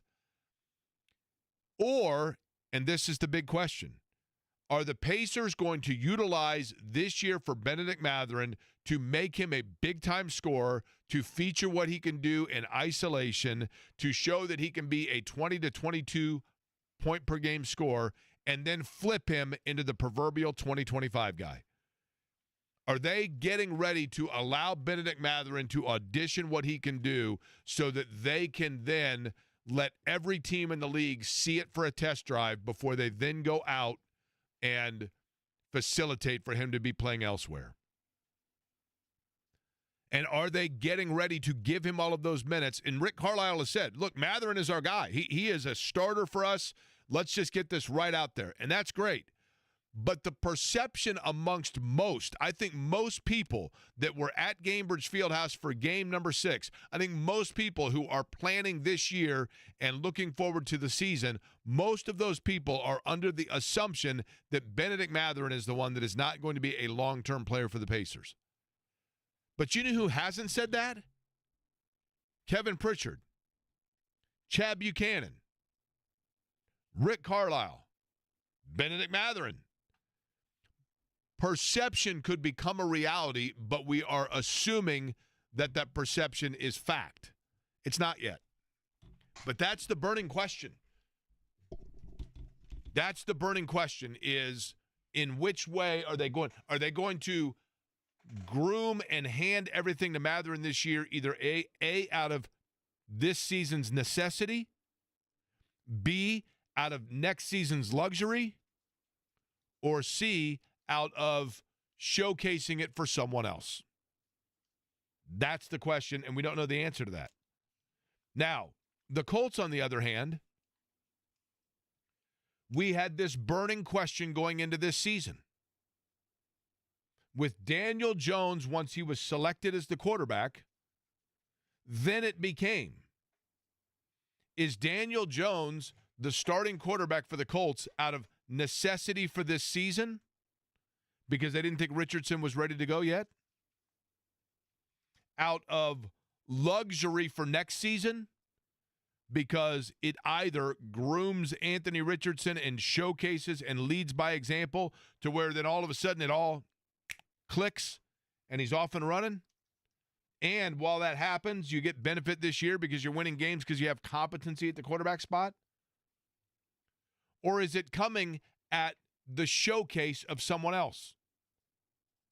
Because you are either A, going to let Jones become Sam Darnold and then let him walk and somebody else, gives you something for him, or he signs as a free, he's a free agent at the end of the year. Or more importantly, because it allows you then to keep teams guessing as to Anthony Richardson, and maybe somebody then takes a flyer on Richardson and gives you goods for him. Because you need Jones to play well if you are looking to trade Anthony Richardson. If the Colts are looking to trade Anthony Richardson, and I'm not saying they are, but perceptions and reality, and the perceptions amongst a lot of people are that Anthony Richardson is a guy that the Indianapolis Colts have moved on from. Chris Ballard says publicly, not the case at all. We have no interest in trading him. But the rest of the fan base is convinced otherwise. But the number one starting point for marketability of Anthony Richardson is a good Daniel Jones. How does that, Jake, how does that make sense? If Daniel Jones is playing well, Anthony Richardson's not even seeing the field. Understood. But what if the Colts don't want Anthony Richardson to see the field anyway? What if the Colts have seen an Anthony Richardson and they're like, look, we tried everything. We tried everything. We benched him after the helmet tap. We benched him, and obviously he was hurt, I realize, but like during OTAs, we kept using words like organizational awareness and starting in the locker room and being the first one in, and we've done everything we can. What if the Colts are over it and they're willing to take whatever is offered for Anthony Richardson? Well, Jake, how can Anthony Richardson's value increase if he's not on the field? If he's not going to be on the field either way, how bad does it look if he can't beat out Daniel Jones, if Daniel Jones is going out there and he's looking like Davis Mills? The Colts need Daniel Jones to play well, not just because it wins the Colts games this year, but because it also justifies why the great enigma of hope is not on the field. And as so long as you can make it look justified that Anthony Richardson's not on the field, then you can continue to intrigue other teams as to what may be there. But if they literally are going out, and this was not the case in week one, but if Daniel Jones starts to come back down to earth and look pedestrian and goes out there and looks like, and I'm trying to think of, Eddie, give me the name of a quarterback that like is one that you're like, I can't believe this guy's still in the NFL. And I'm not saying Joe Flacco. But a guy that just, you look at it and you go, that is not a starting quarterback in the National Football League. Well, Spencer Rattler. Okay, there you go. If Daniel Jones is going out there and he looks like Spencer Rattler, then other teams are going to say, what in the world does that tell you about this guy, number 5? He can't beat that out? And I think Shane Steichen gets a ton of credit for not only recognizing, and I know I'm a broken record when I say it, but he's been telling us this all along. I mentioned it earlier. Shane Steichen speaks in coach speak. But let me play for you to my point. When you talk about the situation that the Colts are currently in their defensive backfield, okay? And in their backfield, they have, now we know, Charvarius Ward is in the concussion protocol. That's a totally uncertain future. Who knows where that goes, right? That's number one. So he came out and said, yes, Ward is still in the concussion protocol. Okay, fine. Jalen Jones, he said, is going to miss some time. Doesn't know how long, but he's going to be out for a while. Okay? So there's number 2, right? Now, that means probably that Kenny Moore has to go away from the nickel, start to play more at corner. He's capable of doing that. Then Blackman, who's your backup nickel, now all of a sudden moves into that primary role. He's getting more reps. He's a guy that you made a trade for at the end of training camp, comes in from Minnesota. Don't know as much about him. He doesn't know as much. He's probably still wearing a name tag. But Shane Steichen was asked about Blackman getting up to speed. And listen to what he said, because I think there are a lot of clues here.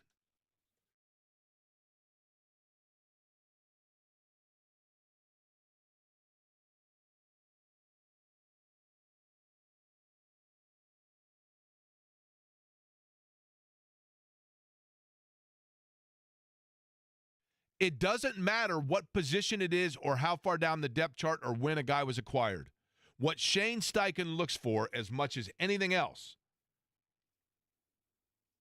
being in the room when I walked past in the hallway, being there every day, all day, working with the coaches and getting up to speed. I don't think that Anthony Richardson's a bad guy in any way, shape, or form. I have no evidence of that. I don't think Anthony Richardson is an unintelligent guy in any way, shape, or form. I have no evidence of that. No one has any evidence of that. I don't think either one of those are true. But I think that Anthony Richardson because of the natural gifts that he has and because to an extent of the situations that he was in prior to getting to the NFL, was never in a situation where he had to be in the building all day, every day, where he had to be in the coach's room all the time. So it's not to say that he bucks against doing it or has a problem doing it. He just, before that, it has never been conditioned in him. And Shane Steichen, in talking about the defensive backfield today, went back and again, for a guy that speaks coach speak, he tells us and sprinkles us hints about the way that he sees how things should go. And in doing that, he talks about the things that have nothing to do with what we, the fans, we, the media, we, the season ticket buyers, see. And when he announced Daniel Jones as the quarterback, he was rewarding those things of which Shane Steichen emphasizes that have nothing to do with going through the proper check down. They have nothing to do with precision and accuracy on a bubble screen, and has everything to do with what he wants in terms of seeing the commitment. And in going with Daniel Jones, he wanted to reward the principles that he believes in, which are those. And in doing so, he knew that he was gambling on not Daniel Jones and not against Anthony Richardson. But Shane Steichen was betting on himself because he was saying, I was hired for this job because the belief was, the track record is, the area of expertise on my LinkedIn profile is I'm a quarterback whisperer. I can get Jalen Hurts to flip a switch.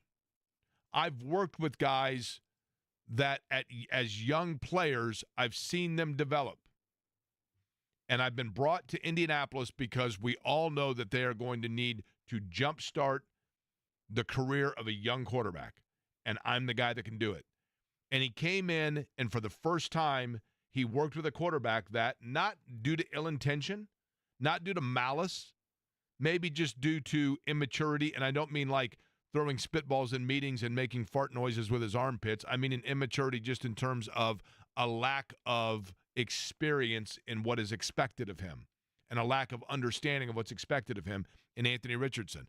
And so Shane Steichen said, if I've been brought in here to head coach in the National Football League because of my expertise in dealing with quarterbacks, then I need to go with the one that gets the messages. And I'm going to bet on the fact that Daniel Jones, I can come up with game plans that allow him to succeed and reward him for the fact that he follows and adheres to the principles I'm trying to set as the message for the totality of my roster. It's what I want to see out of my defensive backs, and it's what I want to see out of my quarterback. And I can't go out and emphasize the importance of that and expect to see it out of my defensive backs when I have attrition taking place early in the season in my secondary room. I can't then go out and expect those guys to be able to be up to speed if I'm putting a quarterback in that is not the shining example of what I'm trying to emphasize. So I'm going to go with the quarterback that sets the example to the rest of the roster that he is doing the things that I want him to do. And then I'm going to go out in game one against the Miami Dolphins, and I am going to schematically set up my team and call the game in ways that benefit Daniel Jones. And I'm going to utilize my tight end first and work everything off of that. And I'm going to call the game so that I am working within the strength of Daniel Jones. Because what I'm betting on is not that Daniel Jones can do it. I'm doing every single move possible to exhibit that I, Shane Steichen, am still a quarterback whisperer. And I believe that I can get the most out of this particular quarterback versus the other one. And that's where my job security lies. And so I'm doing it. This is the guy that I'm picking, and it's not the popular pick, and it's not the expected pick, but it's the one that best allows me to exhibit the principles I have and the knowledge I have as a coach, and therefore that's where I'm going with it. And I'm betting on myself to get the most out of Daniel Jones and justify my decision. And it's for that reason that I believe, and again, things in the National Football League, not for long, can change one week to the next. I totally get that. But I personally believe that barring injury, he is going to be the guy all year, even if he struggles. And he may have a bad game. He may come out against Denver, and all of a sudden we're like, what in the world happened? What in the world happened? Last week we had Daniel Jones, and this week we had Burt Jones. Problem is we had the 2025 version of Burt Jones, and he was the quarterback in 1978. What happened? That may be the case. And if that happens, I think when they come back against Tennessee, even if Daniel Jones has a disastrous week 2, he is still the starter in week 3. Because I think Shane Steichen at this point has just said, I've tried everything. I literally tried a bullhorn. I tried a big neon sign out on West 56th Street to get the message across, and it didn't come across, and I ran out of time. And I'm betting on this guy. But the burning question for the Colts coming into this year was not only who was going to be the quarterback, but was it going to be the quarterback long term? Is Daniel Jones Benedict Mathurin? Is Daniel Jones the quarterback that they are putting him out there and they are getting the reps because they feel it's best and advantageous for them as a luxury for the future, or simply out of necessity for the now that they then flip into more for someone else with Richardson? And that's where Mathurin is. The Fever last night against Minnesota getting a big win. Eddie Garrison was on both the pre- and post-game. Debbie Antonelli going to join us just a couple of minutes from now to talk about exactly that. But, Eddie, that was a game that you knew right away, and you get games like this, Yep, where you know right away from the get-go, okay, this is going to be a big night. And I thought it was impressive when they jumped out to, I think it was a 10-0 lead. Minnesota weathered that storm, got it back to within a possession or two, and then Indiana went on another run. I thought their answer and their bounce back on multiple occasions last night was impressive. Oh, yeah, it was. And, yeah, Minnesota cut it to 4 to start the third quarter, and it just felt like Minnesota was checked out in that game. Like, they have the 1 seed locked up. They know they can't, obviously improve the record at all. Nafisa Collier's out because they're resting her. Dejanay Carrington is quote-unquote injured with a shoulder injury. So a lot of the players on the floor last night from Minnesota were just going through the motions, and the Fever capitalized on it. They were able to push the ball up the floor, play quick and fast, and as Stephanie White calls it, 0.5 basketball. And they were able to get a win, go into the playoffs on a high note. They've won 3 consecutive games, 4 of their last 5, and right now they're a team that you probably don't want to face. And if you're Indiana, you're hoping it's the Atlanta Dream and not the Las Vegas Aces, because that's probably the team you actually don't want to face in the playoffs. Debbie Antonelli is a show favorite and joins us next.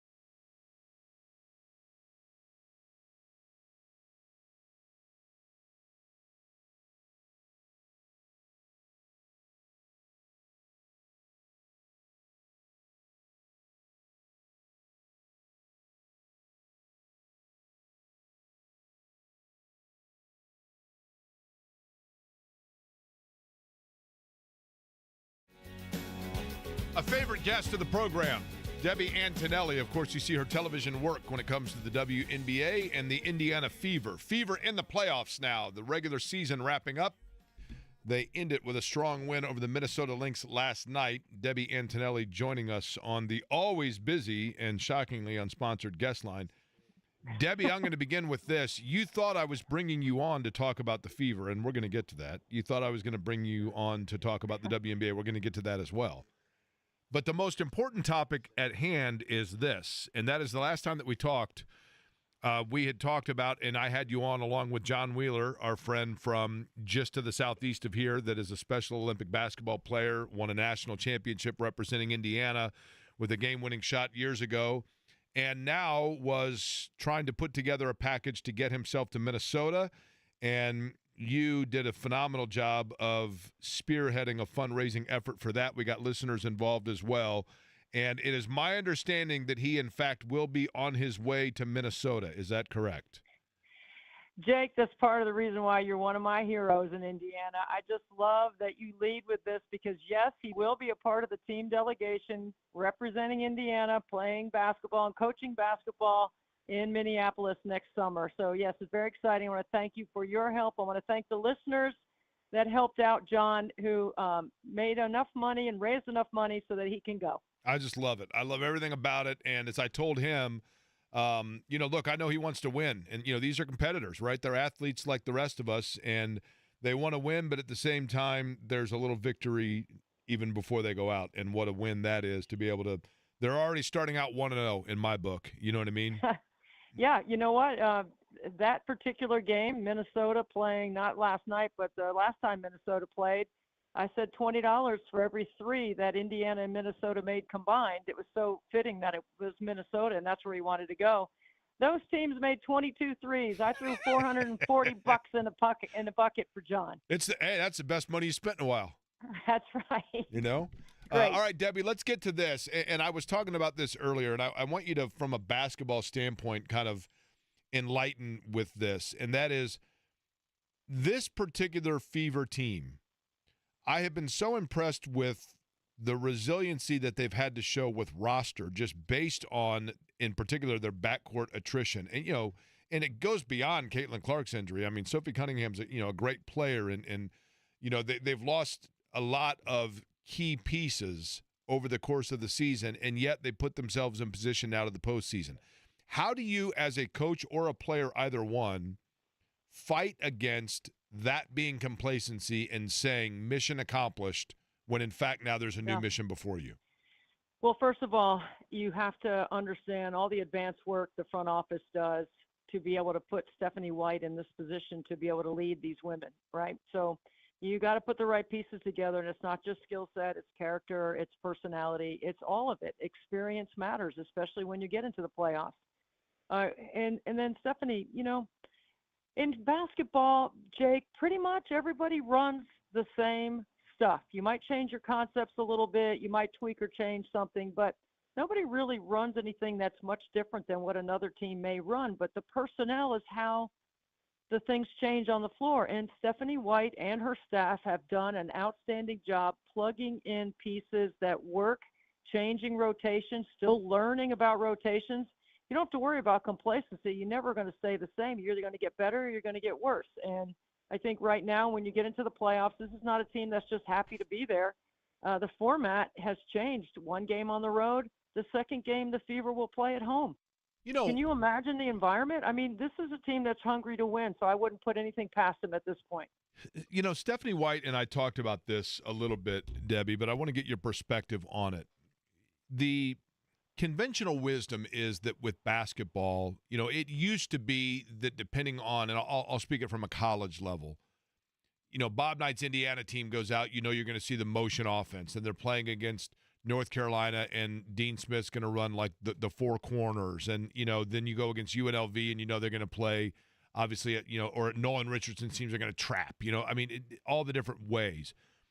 Has basketball become more, I'll say, homogenized, for lack of a better term, because of the influence of the summer AAU style of play, and thus as a result, it's become more positionless and Yes. and less strict in terms of an offensive set that is being run? Is that the overwhelming drive and influence on why it is now the way that you speak?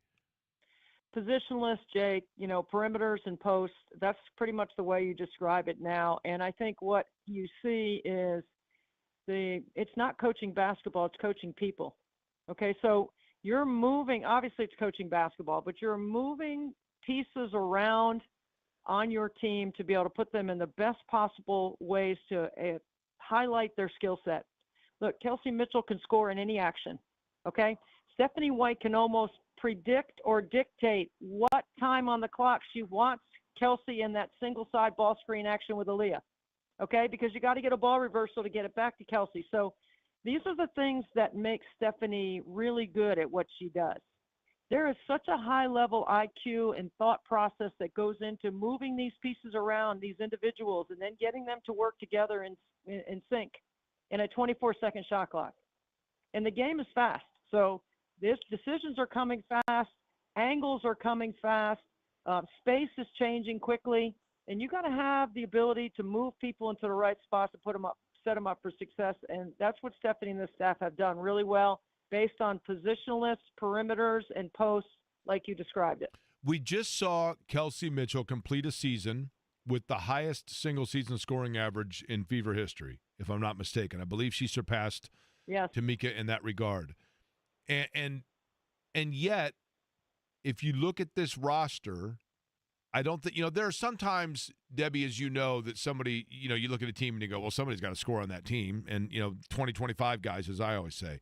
To me, this is very situational scoring, and it has come for Kelsey Mitchell in ways that she's been able to score in different ways and in different times when it is needed. What has most impressed you about her that you would say to people that look at it and just assume that she's a volume scorer and not a situational scorer, if that makes sense? High IQ, incredible teammate, wants to win more than anything else, and would be willing to sacrifice a few shots if it meant they could finish the playoffs at the end, right? Like, go all the way to the end. And to the end for Kelsey, because she's in the moment, is 40 minutes. It's the next play. It's what you love about her. She's never going to take a play off. She's going to guard the best offensive player on the perimeter on the other team. She's going to do it without complaining. She's not going to say anything to the officials. And if she does, then she's probably right, because that's been her demeanor all season. I absolutely love Kelsey Mitchell. Now, I can say this about a lot of players, Jake, and this is true. I've been watching them all since they were in college. I saw Kelsey play when she was an AAU player out of Cincinnati. Okay? I knew Kelsey, and I've known her for a long time. I've got Kelsey Mitchell's Ohio State jersey. I've been waiting to wear it. Like, I'm going to wear it everywhere I go now. I'm so proud of what she's become, who she is, how she reps Indiana Fever, and what she means to the WNBA. Right now, there's not a better guard in the league than Kelsey Mitchell, and she should be getting her due. She deserves it. She's earned it. And now she's got a 1 year of playoff experience from last year, and I expect her to be really good next week. Another style, Debbie Antonelli is our guest. We're talking about the Indiana Fever here. Another, with every team, and Debbie, I want you to tell me, feel free to tell me, you've seen this team far in greater detail than have I. So I may be wrong in this, okay? But I always like players that can score for you without it having to be designed for them to score. So in other words, they're opportune scorers, but players that from one game to the next can redefine what it is that they do based on what's needed on that particular night. Now, you tell me if I'm wrong, but for this team, the player that has really impressed me in that regard from what I've seen is Tosh Howard. And the fact that she doesn't need to be a frontline scorer and star, but on certain nights she can be that if need be, or she can help in other areas. Am I misreading that? No, and I think that's another testament to Coach White and their staff. They don't put Natasha Howard in situations where she can't be instinctive. She is a very instinctive, go to the glass, drive hard, cut hard, go, rebound, run the floor. Those are the reasons why the front office brought her to Indiana. And she has 3 WNBA championships. She knows what it takes to win. She understands it, and I know she's going to have a strong voice. She's very well respected by her teammates, and I expect that she will turn it on because it's when she needs to, and she understands that. Debbie, do they in any way, shape, or form, the Fever, change schematically anything in the postseason? Do we see in the postseason, typically, whether it be pacing or the way or wrinkles that you're trying to do we see any change from regular season to postseason, or is it pretty much push in on who you are? I think based on how their roster looks now, based on the amount of reps that they've been able to have together, how Stephanie White and her staff have simplified things so that you can plug and play and you can stay ready and just not be overwhelmed. I do think having some time now. Today they have off. Tomorrow they'll practice. Friday they'll practice. Saturday they'll go travel somewhere. They're going to have a couple of days to work on themselves. I know Stephanie White's going to bring something, and you better be ready to figure it out. If I get to call the Indiana Fever playoff games, I'm going to be looking for that subtle thing that Stephanie will do. It could be maybe they're going to trap more ball screens. It could be maybe they're going to do some sort of isolation with personnel based on who they're playing. They'll be ready, and there'll be a tweak or a change because you can't get to the playoffs without stepping up your level. And I know this group of players having a couple of days to practice together, which I don't think they've had, will give them a chance to be ready on Sunday. Hey, lastly, Debbie, when your son Frankie was in school, we've talked a lot about him on this show. Did they have, and I don't know if this is something that's in all states. I know in Indiana, I don't know how long it's been around, but did they have unified sports when your son was in school? They did, and unified sports is something that I champion a lot. It gives your peers a chance to compete with the athletes. So I've been a unified partner. I've played basketball and golf with Frankie. We have actually the last time I played basketball with Frankie, Jake, I put a GoPro on his head and turned it on and just had fun watching it afterwards. I wanted to see what he was doing, what he was seeing, while he was playing hoops. It was pretty fun. Yeah, they have it, and I highly encourage anybody to get involved. It's a great way to make friends. Well, and here's the thing, and this is why I wanted to bring it up. I've got a friend whose daughter is a cheerleader at Carmel in unified sports. She's a special needs student, and here's what I've noticed, and I've noticed this in other people whose children have been involved in this, and this is partnering special needs students with those that are, I hate to say non-special needs, that comes off the wrong way, but you get what I'm saying. The student athletes and the cheerleaders and whatnot, puts them together on the same team. I want to encourage, Debbie, for people that are listening who don't have a child that's in a special education program or the Special Olympics program and who are just going through everyday life at school. Those are the ones that I think benefit almost more from unified sports, because I see it with these kids that are going out there and working with teammates, and they're getting almost as much, if not more, out of it. And that's not to say it's not a huge benefit for Frankie and his friends. But for all of them to work as the same team together, that to me, people that are listening right now that think that it isn't for their student at school, it is for every student in school, and I think it's an awesome, awesome program. We have gone past the era where the special education kids and that part of your school are hidden away down a hallway where nobody goes. You only see them at lunch, maybe. You might see them at PE. That's not where we are now in public school education or any education, quite honestly. My son is living independently with support. He has Down syndrome, and he is functioning really well as a member of society. You're going to see people with special needs everywhere you go in every walk of life now. And if you might as well learn now to get along and figure out a way that you can become friends and get involved. It's fun.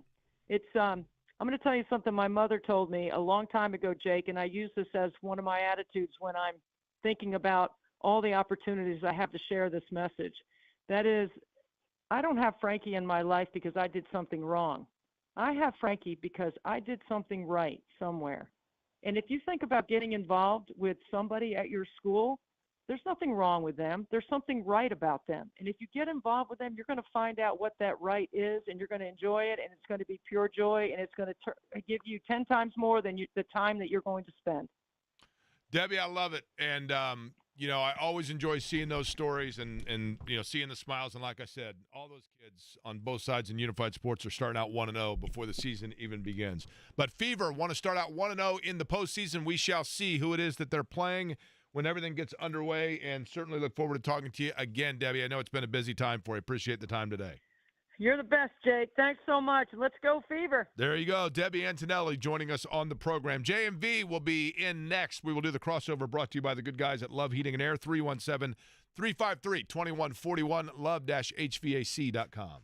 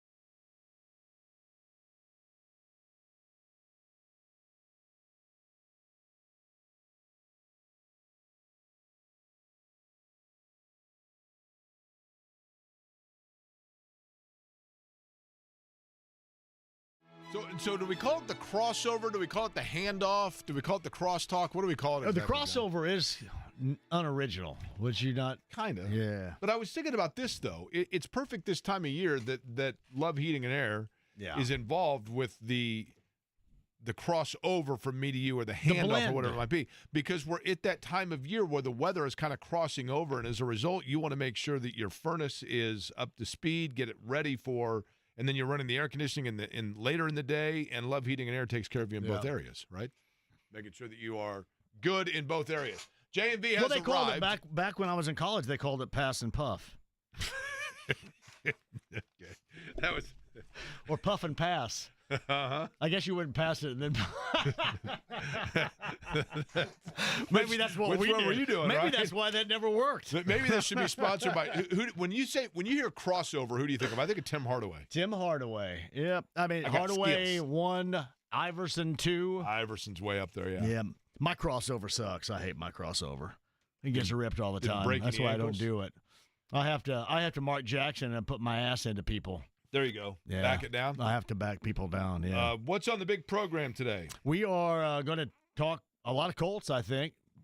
Jeff Rabjohns was supposed to join yesterday, so we did have not Jeff Rabjohns call in for about 5 minutes of entertainment. But I think Jeff is back regarding Indiana State. Have you heard from Indiana State yet?